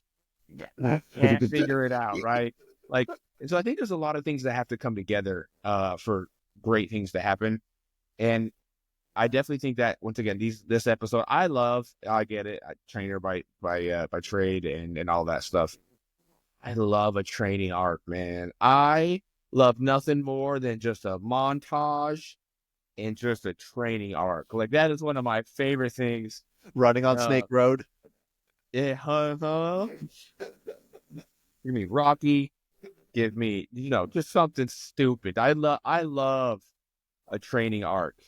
Dragon Ball Z. That's why you love Dragon Ball. It all is just training arcs. Like, exactly, dude. Like, I love nothing more than the story to not be moved forward at all, and just a training arc. Like this, like, I think Demon Slayer does it so good. They're just like, all right, busted your ass for 6 months.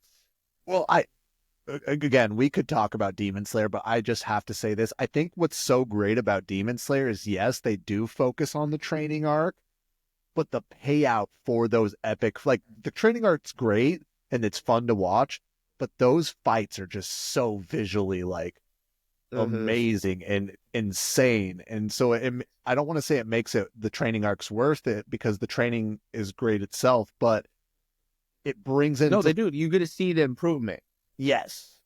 I agree. There's nothing but, like, it's such a, I think it's a fun part of the story. And you get that in this one in places with, like, I would actually say that's something that Avatar does very not well. Is show the means to progression and emphasize it.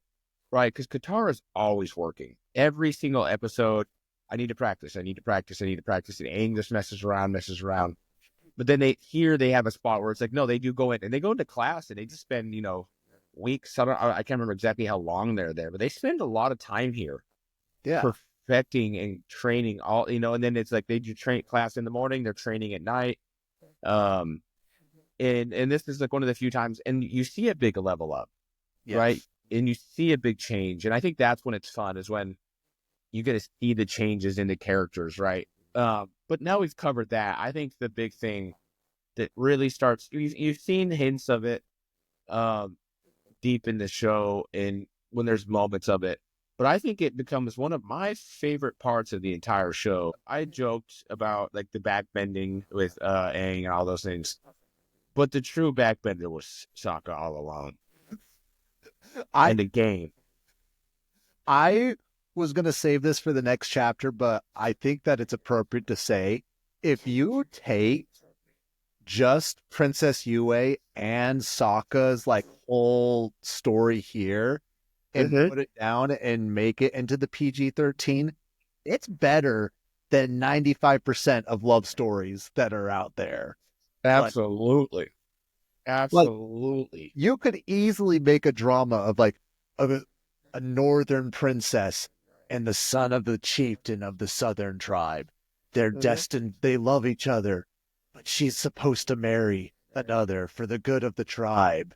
And yeah, well, and one thing I think is super interesting, it goes to show you the character about, and we haven't got through this all the way, but like, Sokka is still committed to this love they have here, and it's such a cool. I think it's one of the better aspects in love triangles that you end up in this show, where it's just like,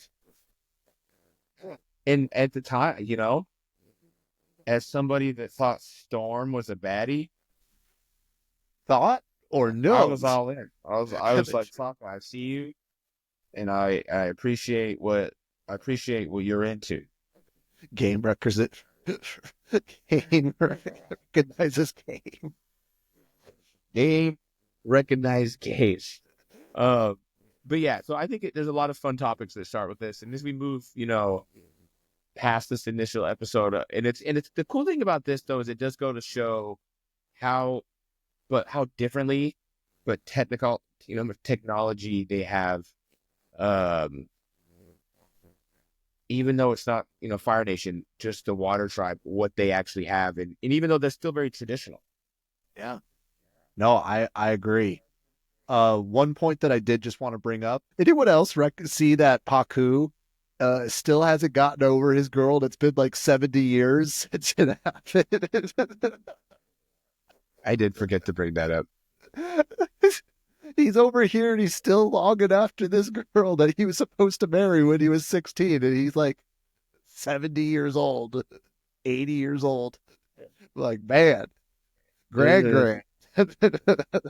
Yeah, it does do a funny job of showing that, being like, grand had it like that.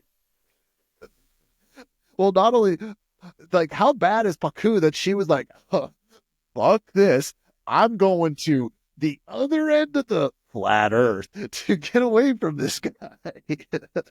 Yeah. It just goes to show you that realistically what matters to women, which is why people really listen to this podcast. They want to know what women want. And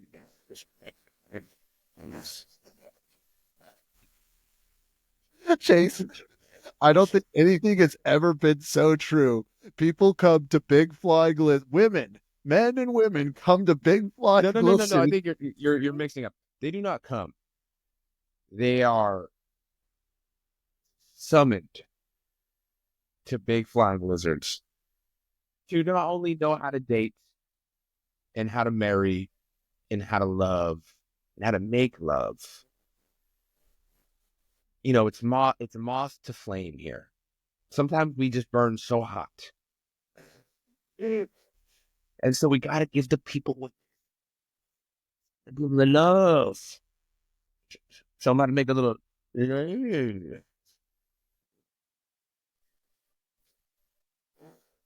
Show how to make a.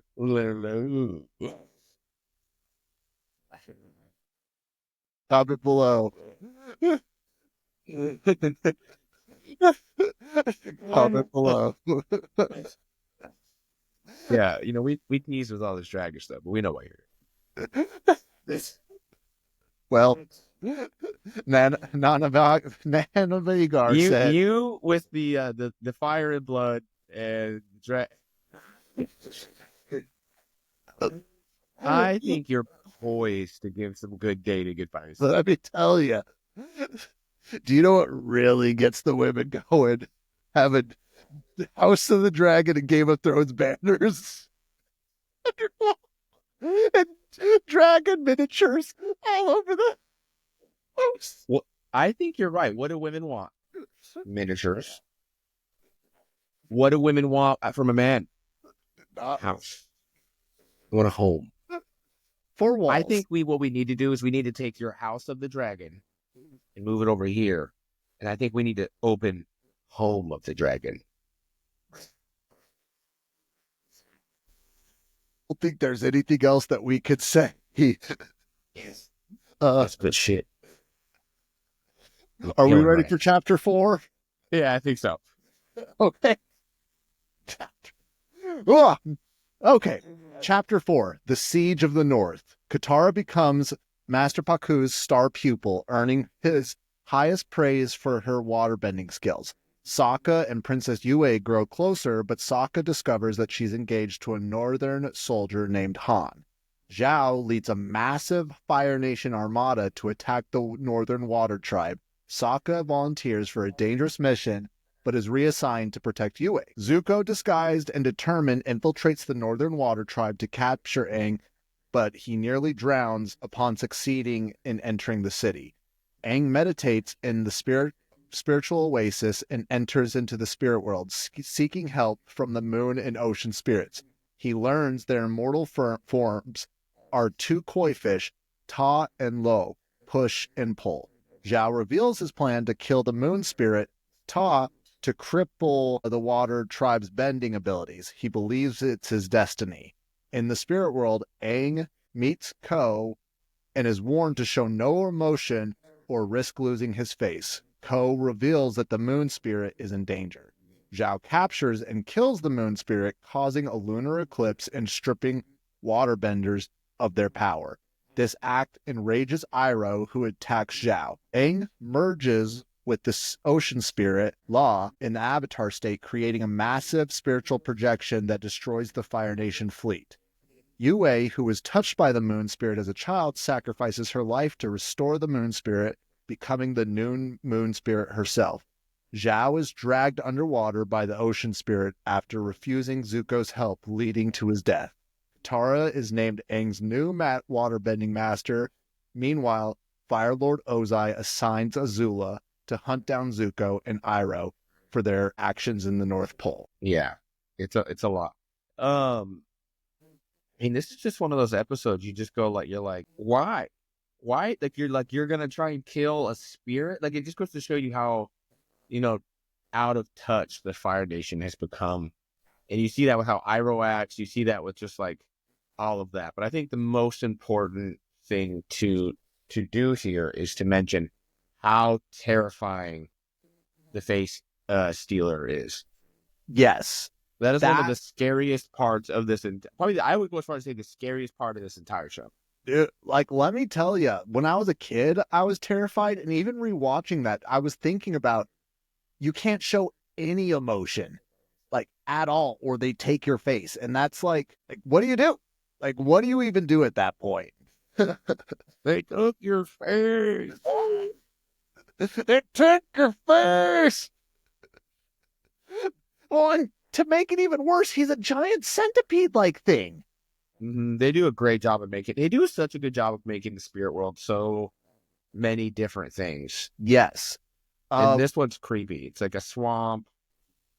I think it's definitely a much more complex, exciting way to explain a spirit, that spirit side, without it being like heaven, hell, and showing that there's many different places amongst that same space. Yeah.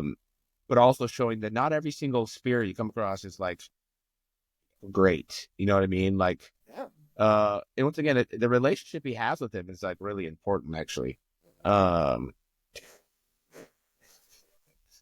You imagine?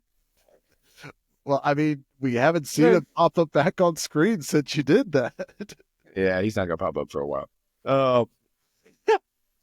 See, if they had just done that with Zuko in the first place, oh, you little stop it! He's trying to attack. Like Zuko, he never stops. But no, I think this is such a. Once again, it's so interesting. You see, speaking of Zuko, you see Zuko's journey of like back and forth, and now all of a sudden he's back after the Avatar, but he almost doesn't know why. Yeah, you know, and you see that, and even Iroh's just like, "What are you doing?" And just playing into that, but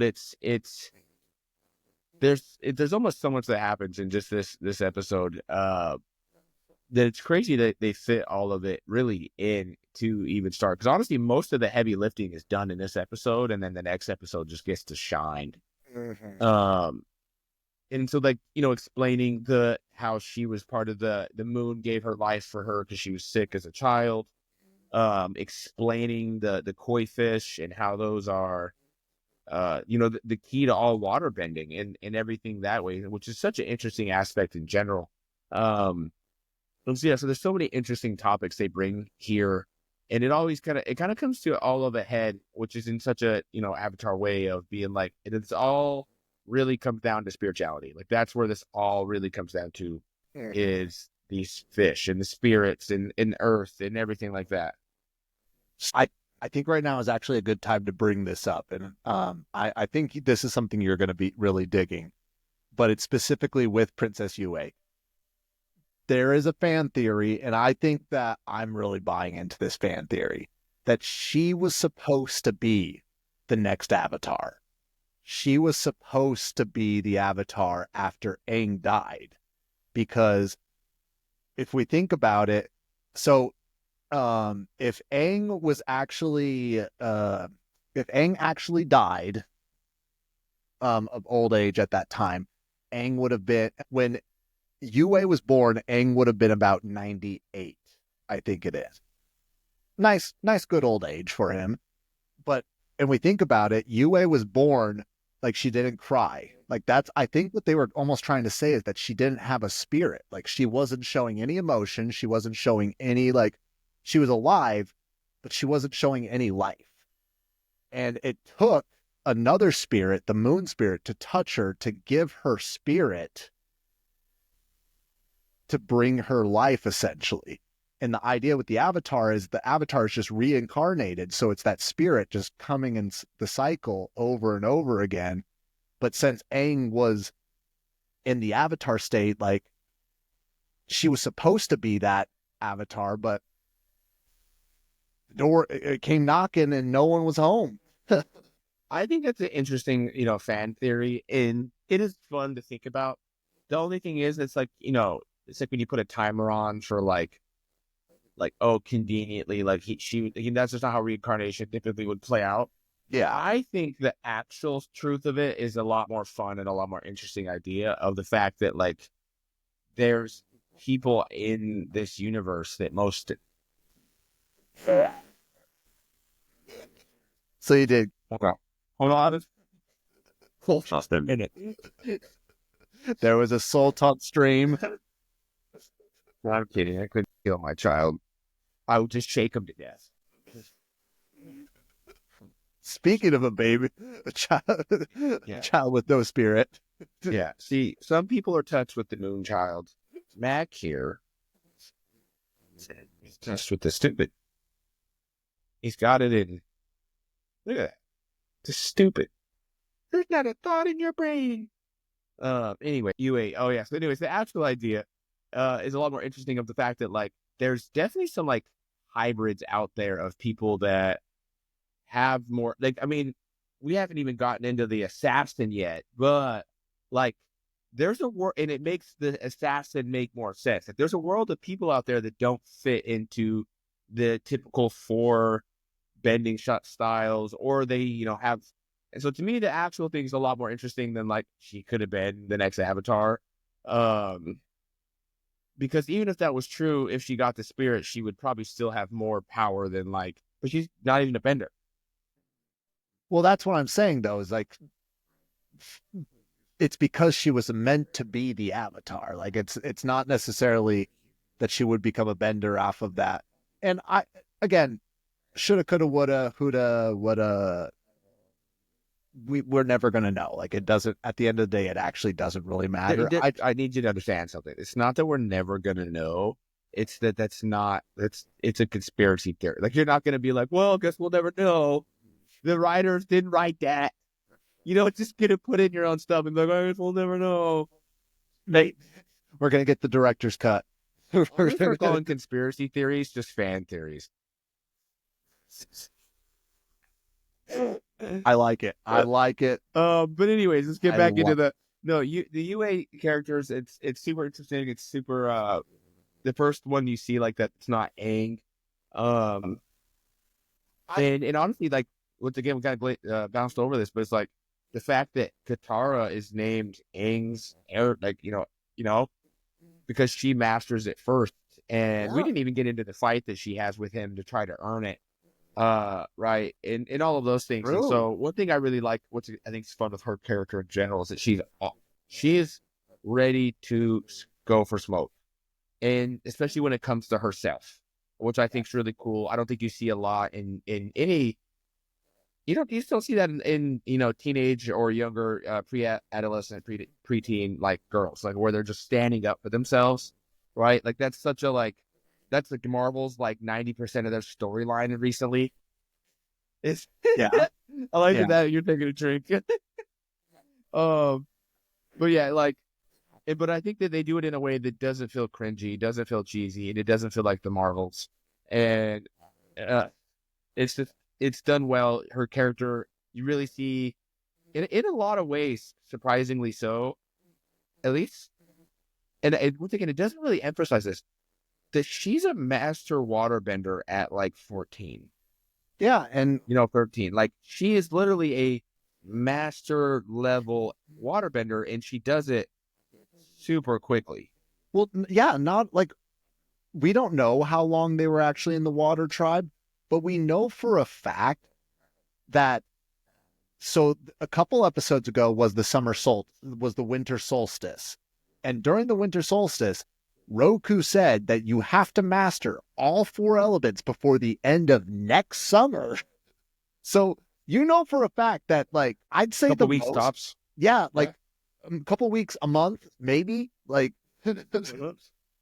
And she became a master. Like not even like, oh well, we've got to get this show on the road. Like no, Baku was like, hey, here's the keys to the car. Like.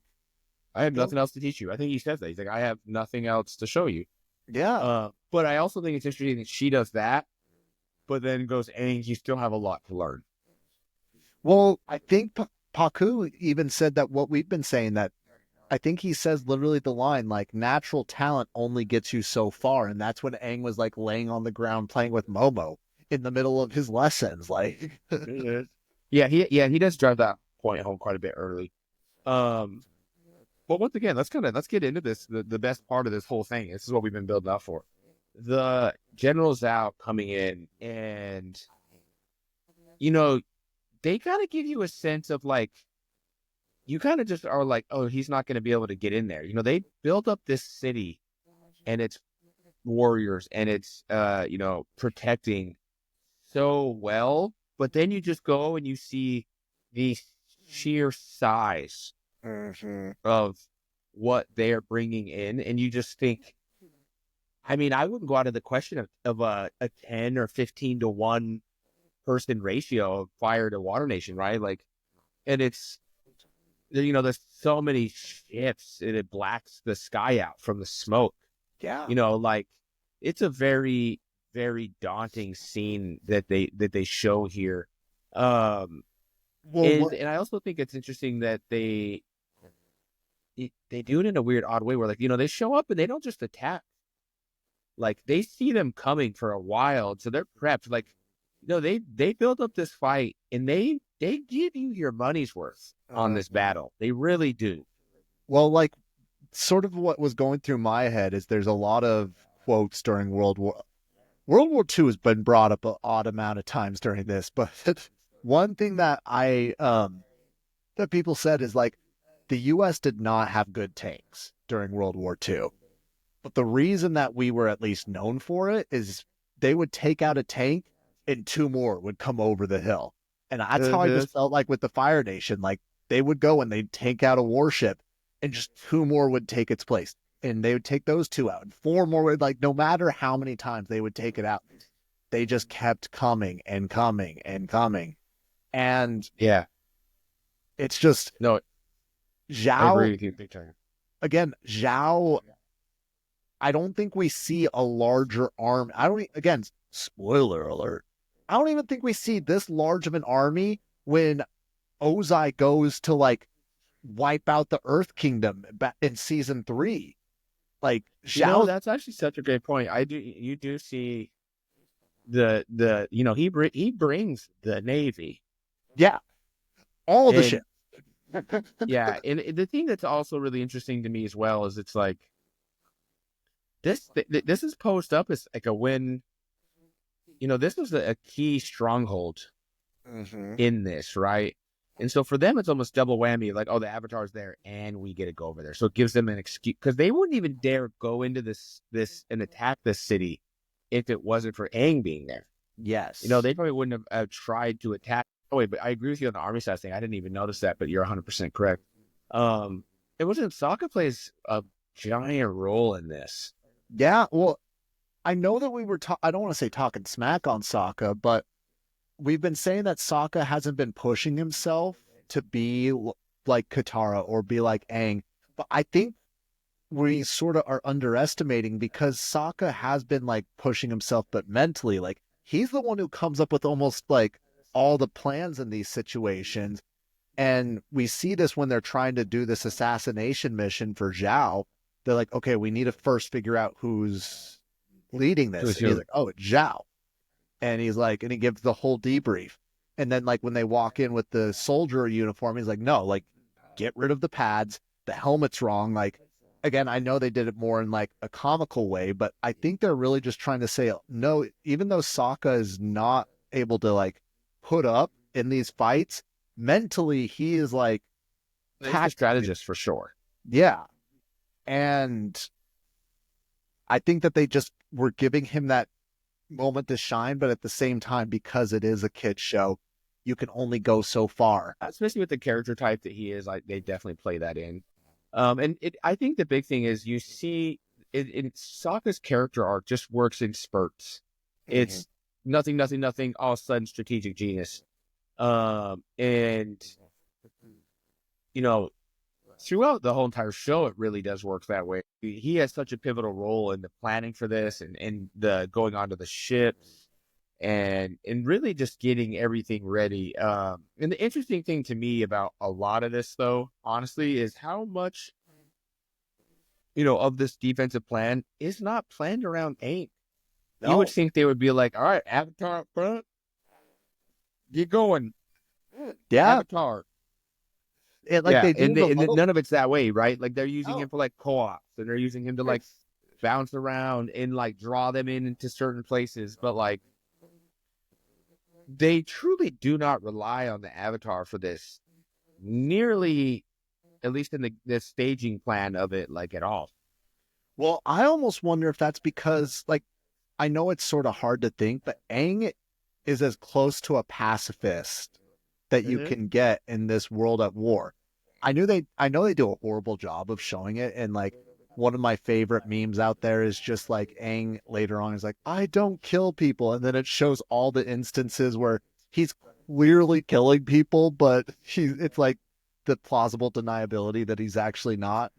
But like, I'm sure they're trying to lean into that message of like, oh no, like Aang does not want to actually cause harm. And I think once again, I joked about that the first episode that we talked about this. It's like if Aang just would, this would have been over.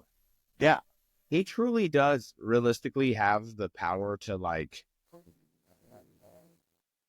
realistically take to do it day one. Yeah. But he doesn't have the wherewithal or the mental tools to go through it.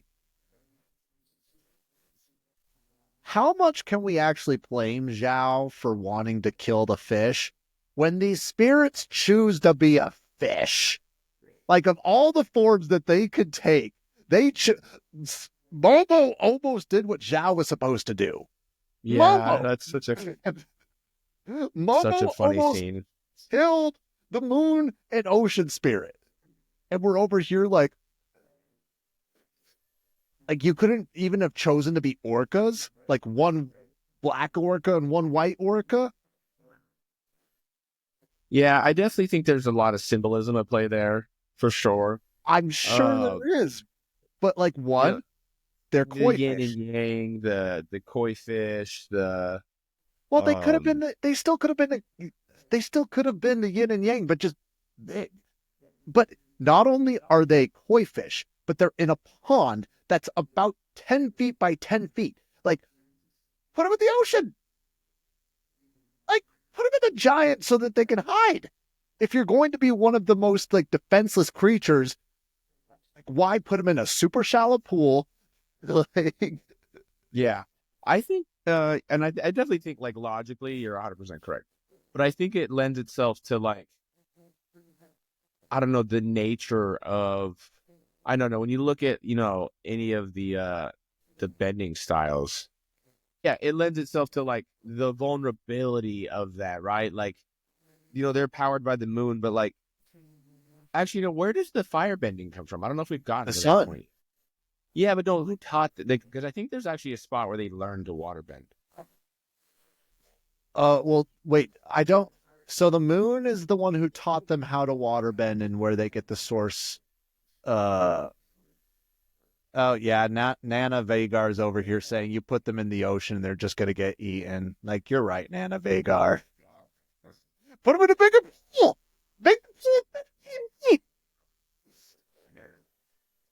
But I think it was the dragons that taught them how to firebend. You're right, it is dragons. So that's my point.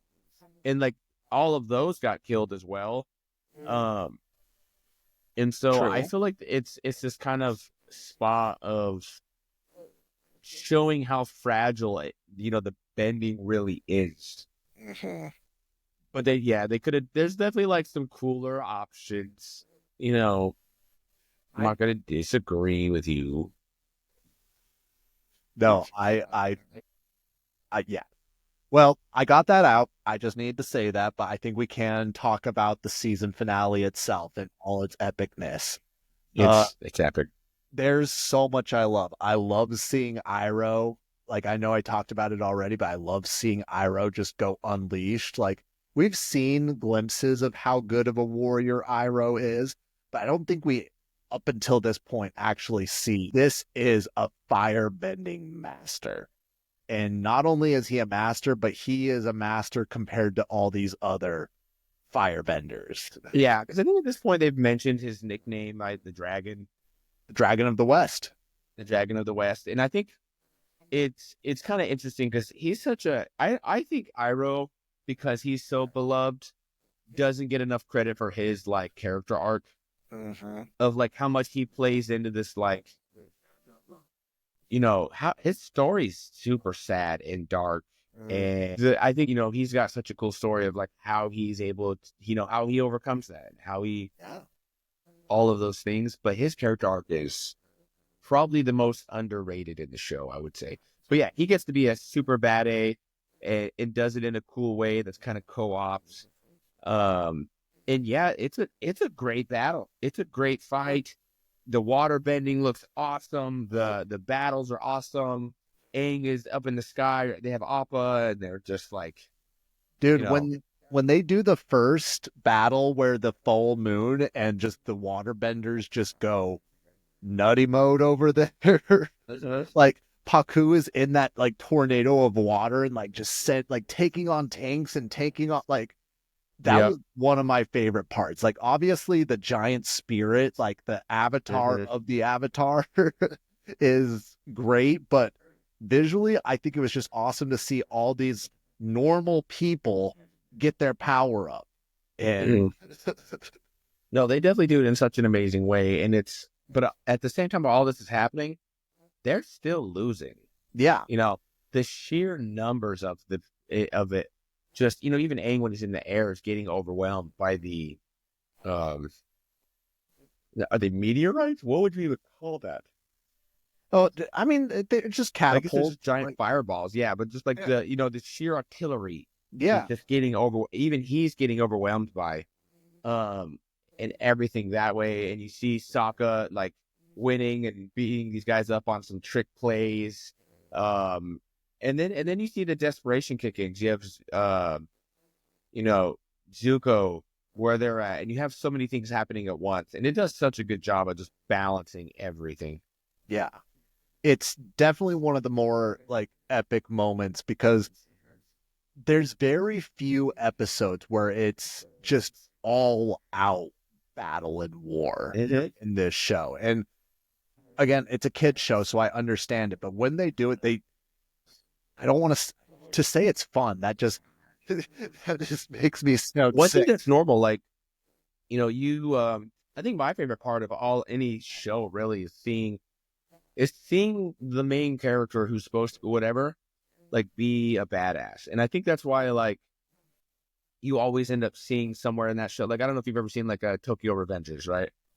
I've heard good things about it, but I haven't watched it. Yeah, great show. But like the main character sucks. Like his whole superpower is that he fires up the guys that can whoop ass, right? Like he's never gonna whoop on anybody. And it is so painful to watch. Because you're just like, I'm tired of watching you get whooped. Like, Fair. I'm tired of it. And there's other shows I can think of that are kind of like in that same vein. And so you see all this training, you see all this build up, all this power, and for them to finally just be like, here you go. Like you've had your broccoli, you've had your tomatoes. As the great and not late best college football player of all time said, time to open up a can of whoop ass. Yeah. Yeah. And Waterboy. Bobby Boucher. And not only is it badass, but visually it's so amazing. Like when Aang goes into the spirit mode and become the spirit world. Yeah. Like, again, I know we've been really trying not to talk about the live action Avatar movie, not the TV show, but the movie. But I think that was one of their biggest crimes is they just did a massive wave for when Aang went into no, we wanted to see him look like Kaiju and go and wipe out all of. Yeah, no, I agree. I think they do such an awesome job of taking a step back quickly and being like, when one of the fish gets killed and seeing the anger and then seeing Aang find out, this is the interesting is like, when he does see something that gets killed, the Avatar state just taking over and then it pairing with this and the absolute just power of it. I will say though, my one critique is that there wasn't more demonstrations of how actually powerful this was. Because truly, this is probably one of the most powerful transformations. It's him with the god of waterbending. You know what I mean? Like, it's him. Go ahead. Here's I agree, but I'm going to just push back a little bit. I think that's the whole point of that final shot in the waterbending master when Zhao is like, all right, we're ready. And then you see just the hundreds and hundreds of ships. Like there's a game that I love. I do a live stream on Wednesdays, Warhammer Wednesday, and nothing is more satisfying than building up these massive armies and having several of them.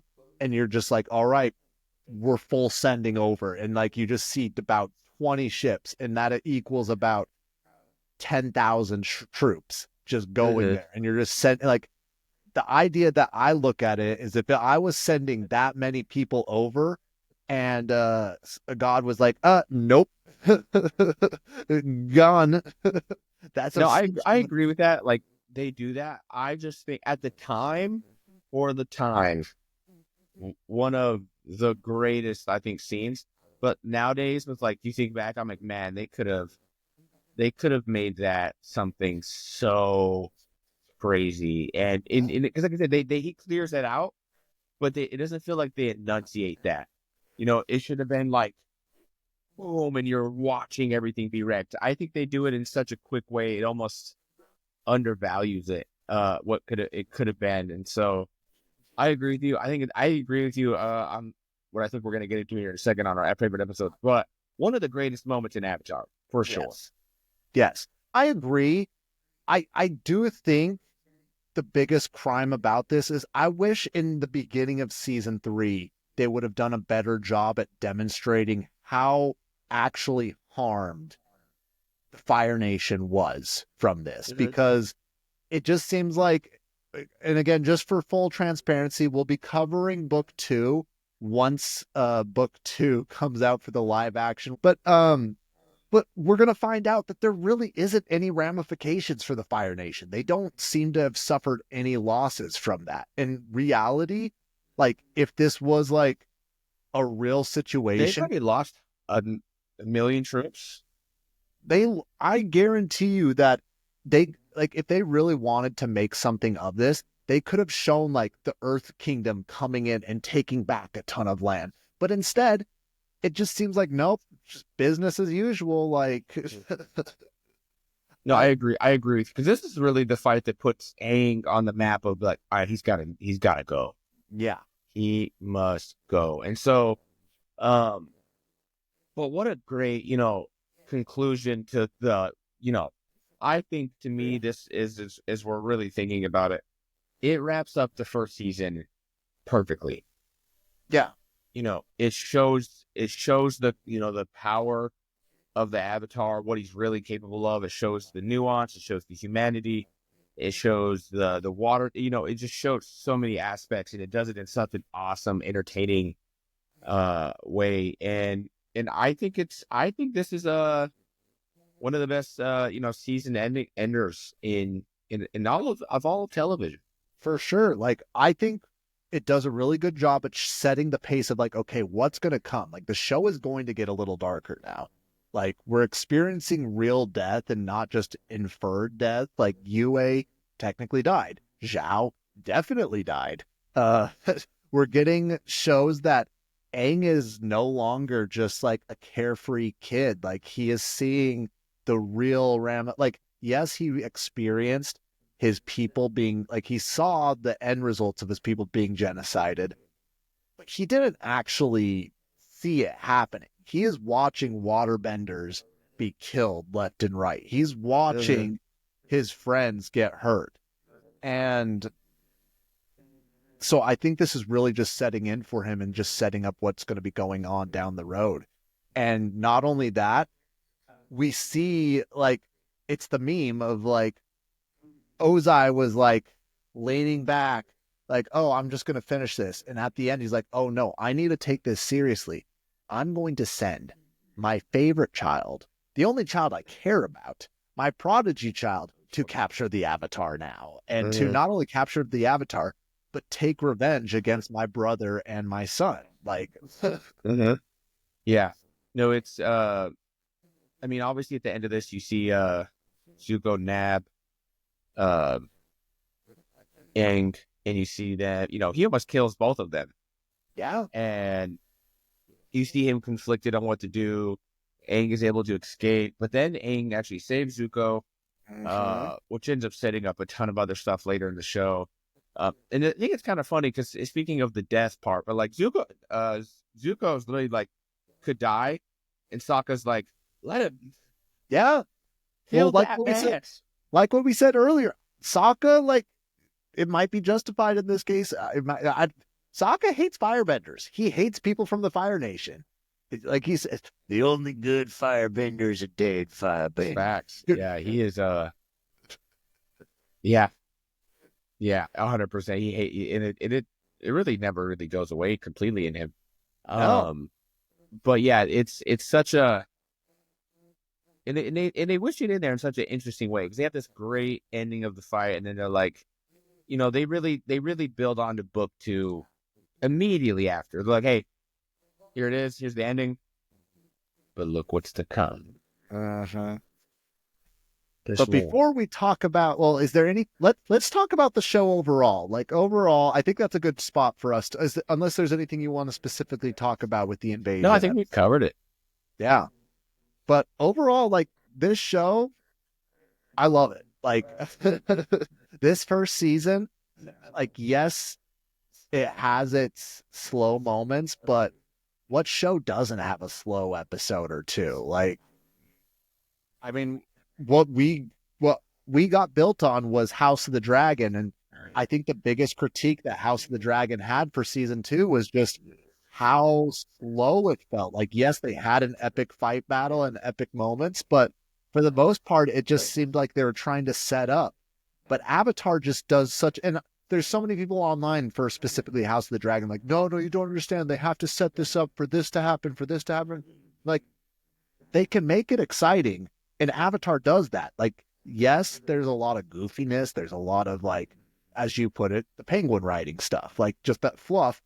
But they also make a lot of the show exciting and engaging for them to get to that end point. And like, I know that to compare things to Avatar is like trying to compare a Ferrari to a bug, but at the same time, I'm saying, like, if you're claiming to be a show that's being paid millions and millions of dollars to go into it, and you're bringing in the best people to do it, it's shown that it can be done. Like, yes, the bar is high, but to tell me that it can't be done is like, I'm sorry, Yeah. that's excuse. I agree. I think the biggest thing I would say with any of, the House of Dragon or any of that universe, it's kind of one of those things you see in a lot of movie stuff now. Sometimes stuff gets so big that they get more scared of making mistakes than they do of doing a good job. And doing it despite this, when you have nothing to overcome, then it's really hard not to stretch something out as far as like budget and things go.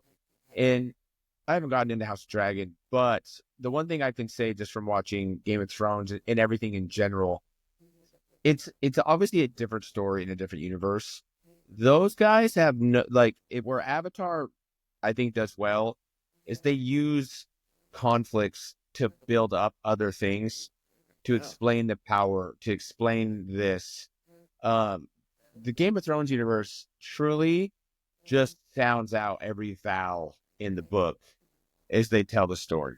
Like, it's like, no, we're not going to show, like, we're going to show the power, but we're also just going to, like, give you 5 minutes, every 5 minutes of this episode of just them talking, even though that's the evil bitch. We're just going to keep driving it home and keep making you hate this character. And they just take their sweet, sweet time because they know that you're going to watch it. And they know that they have you for 20 seasons. Well, you're right, but I also think that Nana Vagar is right. And they said it's the art of storytelling, and it's a dying art. Yeah.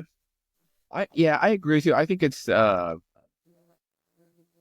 think you get into some weird things in storytelling when you start adding in paradigms, right? You have a 13 episode season, for example. Avatar had to move quick, and every episode's 30 minutes. You know what I mean? And it's I think it's different taste, obviously, right? Like, if I had to compare, let's say this is such a weird comparison. Let's say a House of Dragon and Avatar are the same type of food, and let's do this. We're gonna just make this. It's gonna be great. It's gonna be such a big cutaway. Is House of Dragon is that, like, Costco hot dog. Okay. You know what I mean? It's fantastic. It's vetted. You know it's good. You know what you're going to get with it. But Avatar is that, like street vendor hot dog, where it's not about the hot dog. It's about that you were like, or like, this is a better example of like a baseball game hot dog. It's like, it's not that the hot dog's great. It's where you're at. Where you're at when you watch Avatar is a good place. When you're watching Game of Thrones, you pull out your notepad and you go, okay. And you have your Just fucking strings attached follow on the way. along. How do they talk the entire episode? But if I miss 10 minutes, I'm lost. Yeah. Like, No, like, you know what I mean? No, And I get so, completely where you're coming from with that. yeah. So like, to me, it's like it's what you're going there for. No one's going to Game of Thrones because they want a good time. I mean, it's No a one's going to different House type of of a Dragon. game time. A good time. Yeah, this is what I'll say is I'm gonna make another comparison. This was terrible. Game of Thrones, Lord, that stuff is all foreplay. Okay. Avatar's just a good time. That's a flame. Well, I'm not going to argue with that. All I'll say is that there's a lot of fans of Game of Thrones here in this community, oddly enough, so they might have some disagreements. Oddly enough, look behind you. Why do I gotta keep pointing at the? I don't know what you're talking about. Anyways, getting back, I don't know how we even ended up there, but I do know how we ended up there. Anyways, but yeah, final points. I think if I'm looking at this first season, awesome first book. They cover a lot of ground. It's a fun. It's a great first season because like I've had so many people that like that. This is how I start them on this type of like we said, like it's good intro to anime, on animated stuff at all because it's just entertaining to watch. It's an easy watch. You can miss 3 episodes and still pick right back up. It's digestible and it's a good watch. They have amazing moments. It's a great, it's exactly what it needs to be. No, I agree. And I think that it's just recognized as being great art because I know so many people that I've talked to that have said, oh, I don't watch anime. I don't watch anime. But then they'll be like, oh, the only anime I watch is Avatar: The Last Airbender. And I'm like, well, if you like, all right, you do you. But it is. And especially with this first season, and I know we keep saying it, but this first season is just so, like, yes, there's imperfect moments and imperfect episodes, but as far as first seasons, this was a perfect first season. Like, it gets you hooked. You get an understanding of the world. There's enough world building to understand there's enough stuff going on afterwards, but it's not an overload of information where you're just like, we're not learning about Dai agents. We're not learning about the geopolitical happenings of the Fire Nation right now. Exactly. We're getting all the information they're giving us the right amount of information. They're giving us the right amount. Like, it's just perfect in all the different ways. Yeah. But on I that 100% note, agree. Chase, I want to know your top 3 pulled it up. favorite episodes from Season 1 of Avatar: The Last Airbender, Book 1, Water. Cannot wait to get in this. I can't say this is in one order, but I do have an idea of, I don't know, we'll see. So, The Boy in the Iceberg has got to be top 3. The first episode, awesome. The opening scene where they find him and everything that way, it's just a fun episode. It hooks you from the beginning. And if it wasn't, that's why I think Avatar's so watchable. It's the first episode's one of their better ones. Yeah. So that one's up there. Obviously, for me, I really love the Winter Solstice Part 2, Avatar Roku. I think one of my favorite parts of Avatar isn't even watching the show. It's been like watching like these micro series or like Googling past avatars and the actual Avatar world itself and the past life and everything. I think is one of the most interesting parts in a lot of TV.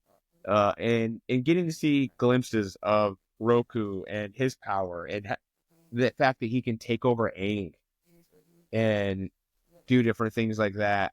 I think it's just a really cool one. So I really like that one, and I think I'm with you on the fact that the season cap has got. I think that's my top 3. All right. I will say, like, I do love the lore drops, and probably my all-time favorite episode, not of season one, because obviously it's not season one, but my all-time favorite episode of all Don't the drop it, 'cause we're gonna season get three. into it. Season three. Okay, we'll get into it. Don't you? No, Don't we ruin won't. it. We'll get there. Fire Lord and the Avatar. Spoiler alert.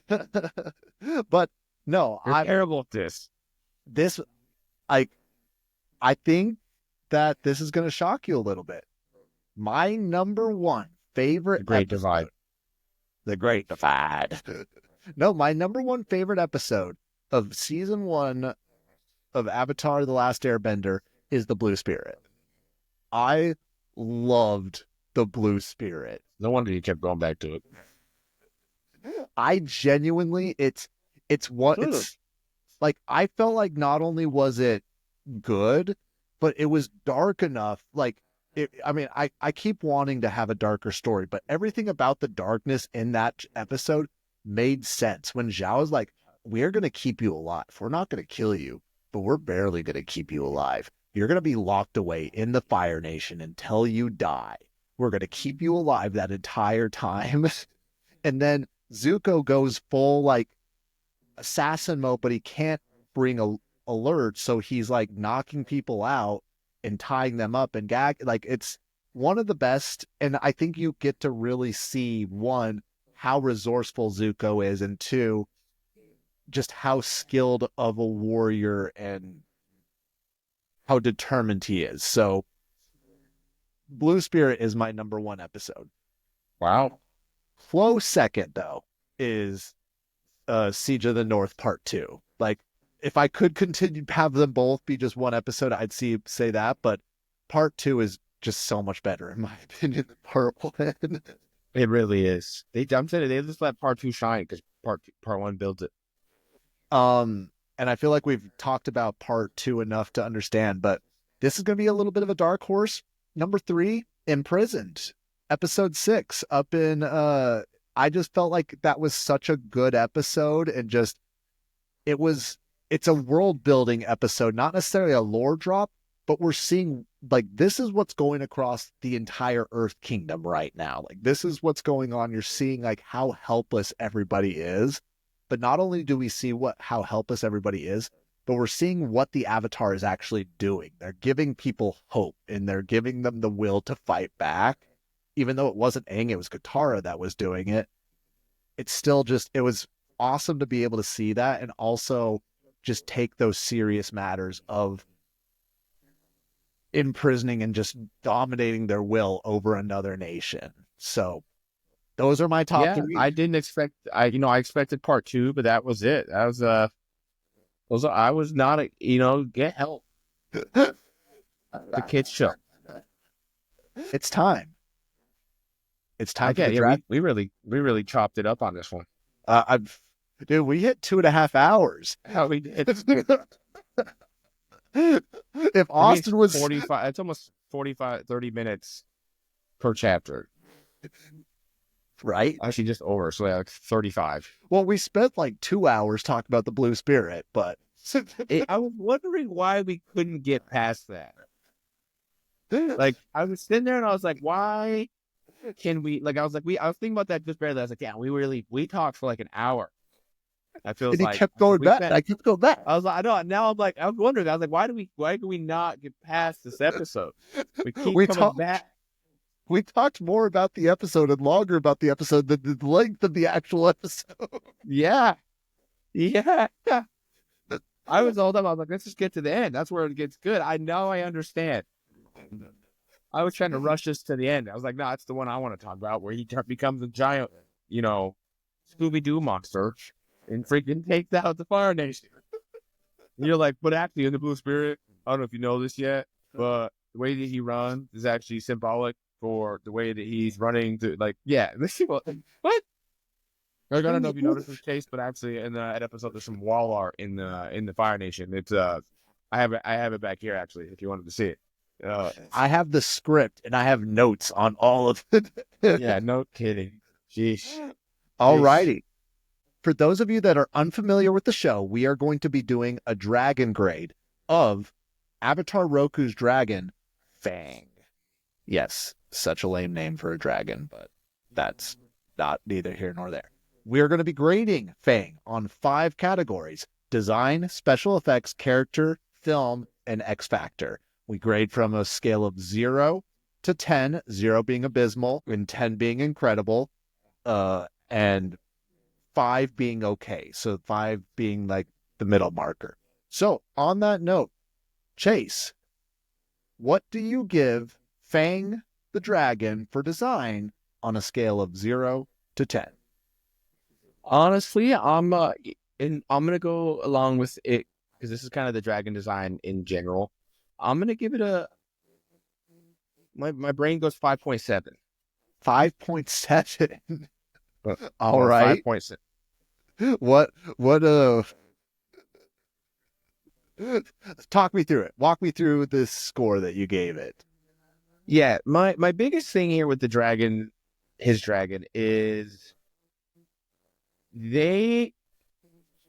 I think it is such a cool idea that he rides one and he has one tamed. They glance over that so quickly, how all of that. They really try to, they act like him riding the dragon is racist. And they're trying to get past it as quickly as they can. They're like, we don't use the dragon, he rides it. Anyways, Roku, they try to make it seem like he doesn't ride a dragon. Like, they're so nonchalant about it. And it takes away from the specialness that it could have been. Okay. Now, having said that, I think the character design is it's traditional. It's a traditional look. They're long. That I just feel like it's a little lazy. They have so many other characters. They have all the animals in this entire show are kind of modified, and I think with the dragons they could have done much more creative design, or they could have involved the sun a lot more. They could have, there's so many factors they could have played with here. I just feel like it's a fine design. It doesn't wow me away. I don't think it's anything. And once again, and even his dragon, they don't really show it being, it's more of just transportation, And Yeah. so to me, it was lackluster for what I think the potential that was there for. I really can't fault you for that. I mean, I only gave it a slightly better score. I gave it a 7, which translates to very good. I can't make a decision. Yeah. Okay. No, for me, Make it 8 or 6. What is it? No, I said 7. 8. You said 8 or 6. 8 or 6? What are you talking You about? can't use 7. It's 8 or 6. What is it going to be? No, No, let's take 7 out of the equation. 8 or 6. What's it going to be? Chayce, we literally have a scale of 0. I know, but right now, we're not talking about the scale. I'm talking to you. If you had to decide, is it an 8 or a 6? You said 5.7. I just looked at you two. Make a decision. 7 is such a it's 7. No, make a decision. Is it an 8 or 6? No right whatsoever. No crying on the dragon show. Is it an 8 or 6? Fucking stand for something. I am standing. Stand for something. It's a 7. I'm standing on that. It's a 6 and you know it. You just can't make a decision, you coward. I genuinely enjoy that Asian look to it. I don't like that it has wings. If they're going to lean into the Asian look, I wish they would just get rid of the wings. That's why I gave it the 7. Now, on that note, the special effects. What would you grade the special effects? Oh, I'm giving this a 3. Because I don't feel like there's any special effects. They don't do anything. I'm giving it a 3 because I just feel like they don't when it looks like a caterpillar as it's flying through the sky. There was so much potential here. Okay. And this is not me saying I don't like the dragon. The dragon's cool, but it's just so much potential. It's the little bit that it is animated, it looks the coolest when it's sleeping on the floor, wrapped around him. Okay. No, I get where you're coming from. Yeah, what are you going to say now? 7? No, I said 5. And Oh, why not 7? I agree with you that yes, the dragon itself is not that great when being animated, like shown in animation style. But at the same time, like the show for what it was and the budget that it had, the score is more coming for like how well the show was actually animated versus the dragon. But we also just did not get a lot of the dragon in this season. So I'm saying 5. It's okay. It's all right. But Look at you. this one, it's not going to do that great. What do you give the character of Fang? That's another 3. Another 3. Okay. Yeah. I agree. It clearly has a personality. It clearly has like thoughts because it's giving messages for Roku. It's doing stuff for Roku.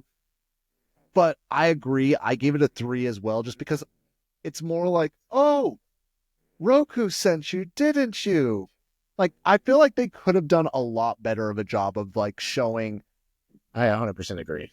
like, hey, this is what he's actually able to do. Like, this is how he's tied to Roku. Like, but no, it's literally just a way to explain who Roku is. I agree. There's so much potential there for such an awesome, awesome story, and they just really they it seems like they didn't want, like, it seems like somebody's little brother was like, hey, let's put dragons in, they'd be sick, and they're like, no, we don't want to, but their mom's like, no, put a dragon in it. Your little brother said he wants it, and so they're like, okay, like, we'll do it, but like, we're not gonna make a big deal out of it. Like, I'm the little brother. yeah, I'm the one who told him. that's just how it feels, and it's like there's just so much potential there. Like, look at the koi fish. They do such a. We talk about the stupid koi fish and how much they drive home that point. Yeah. And they could have done that with dragons, and it would have been. And then once again, we have our time coming up, but there could have been. So I don't know. There's just opportunity. There, I agree. Now, this one, I think it's going to get a better score.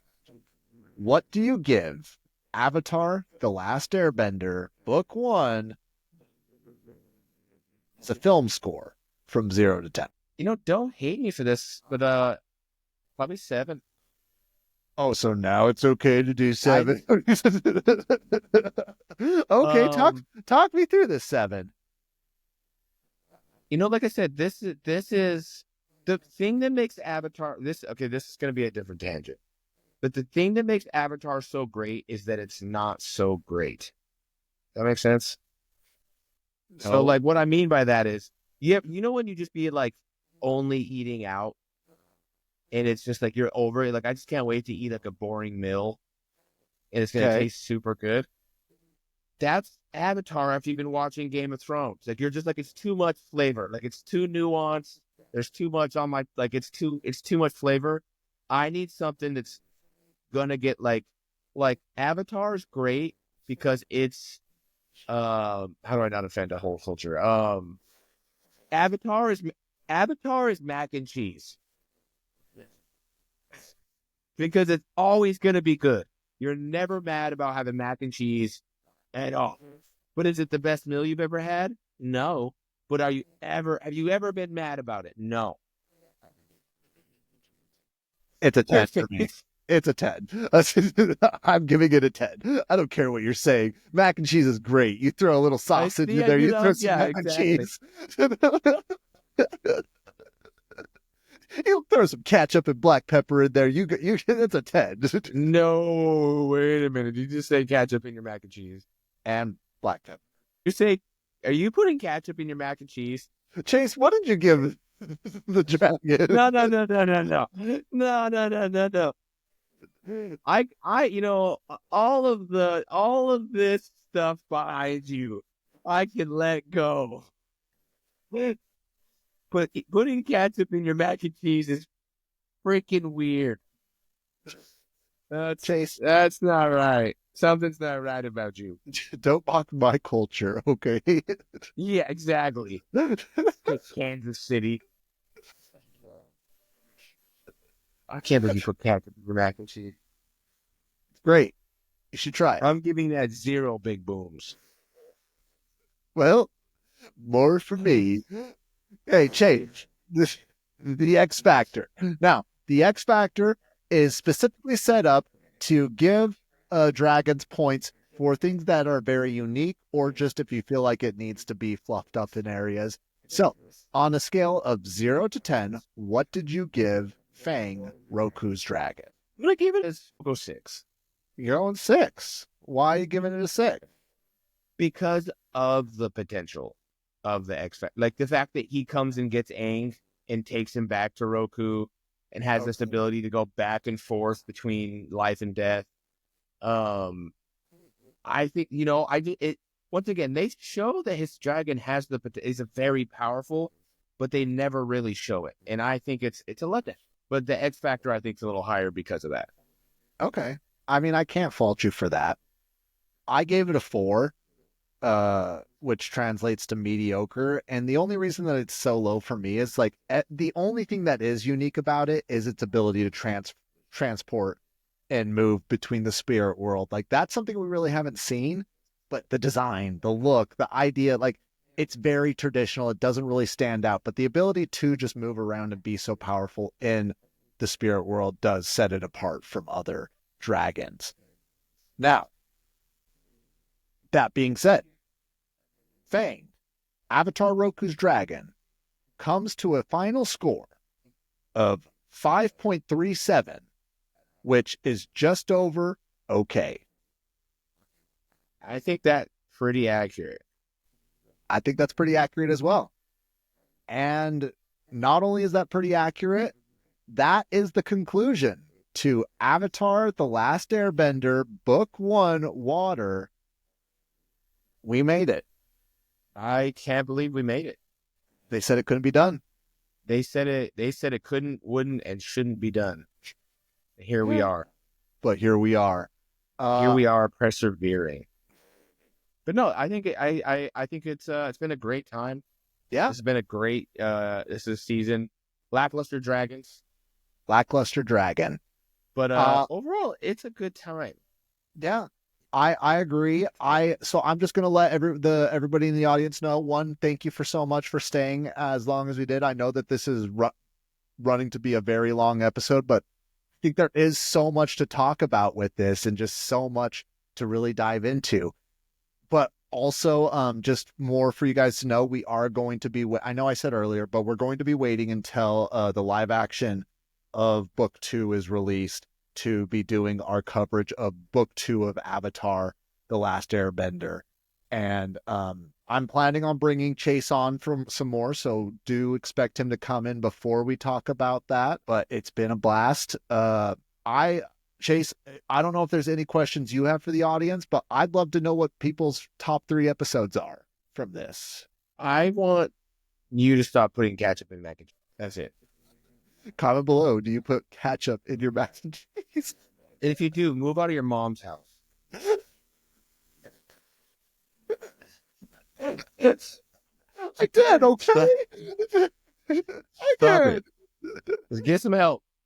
Like that, Michael. Yes. Stop. Get help. Yeah. Anyway, that's been a great time. Can't wait to be back. Oh, all right. Well, again, thank you so much for everybody sticking it out. And Nana Vagar is leaving us with one last good message. Leave his mac and cheese pre-juiced at the door. Pre-juiced. That's the closest I've ever gotten to hate mail.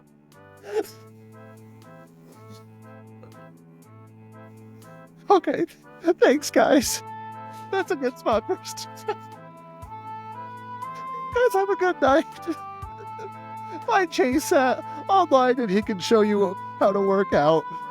And he'll be back. Just end the video. I'm tired of Oh, okay, bye. Bye, guys.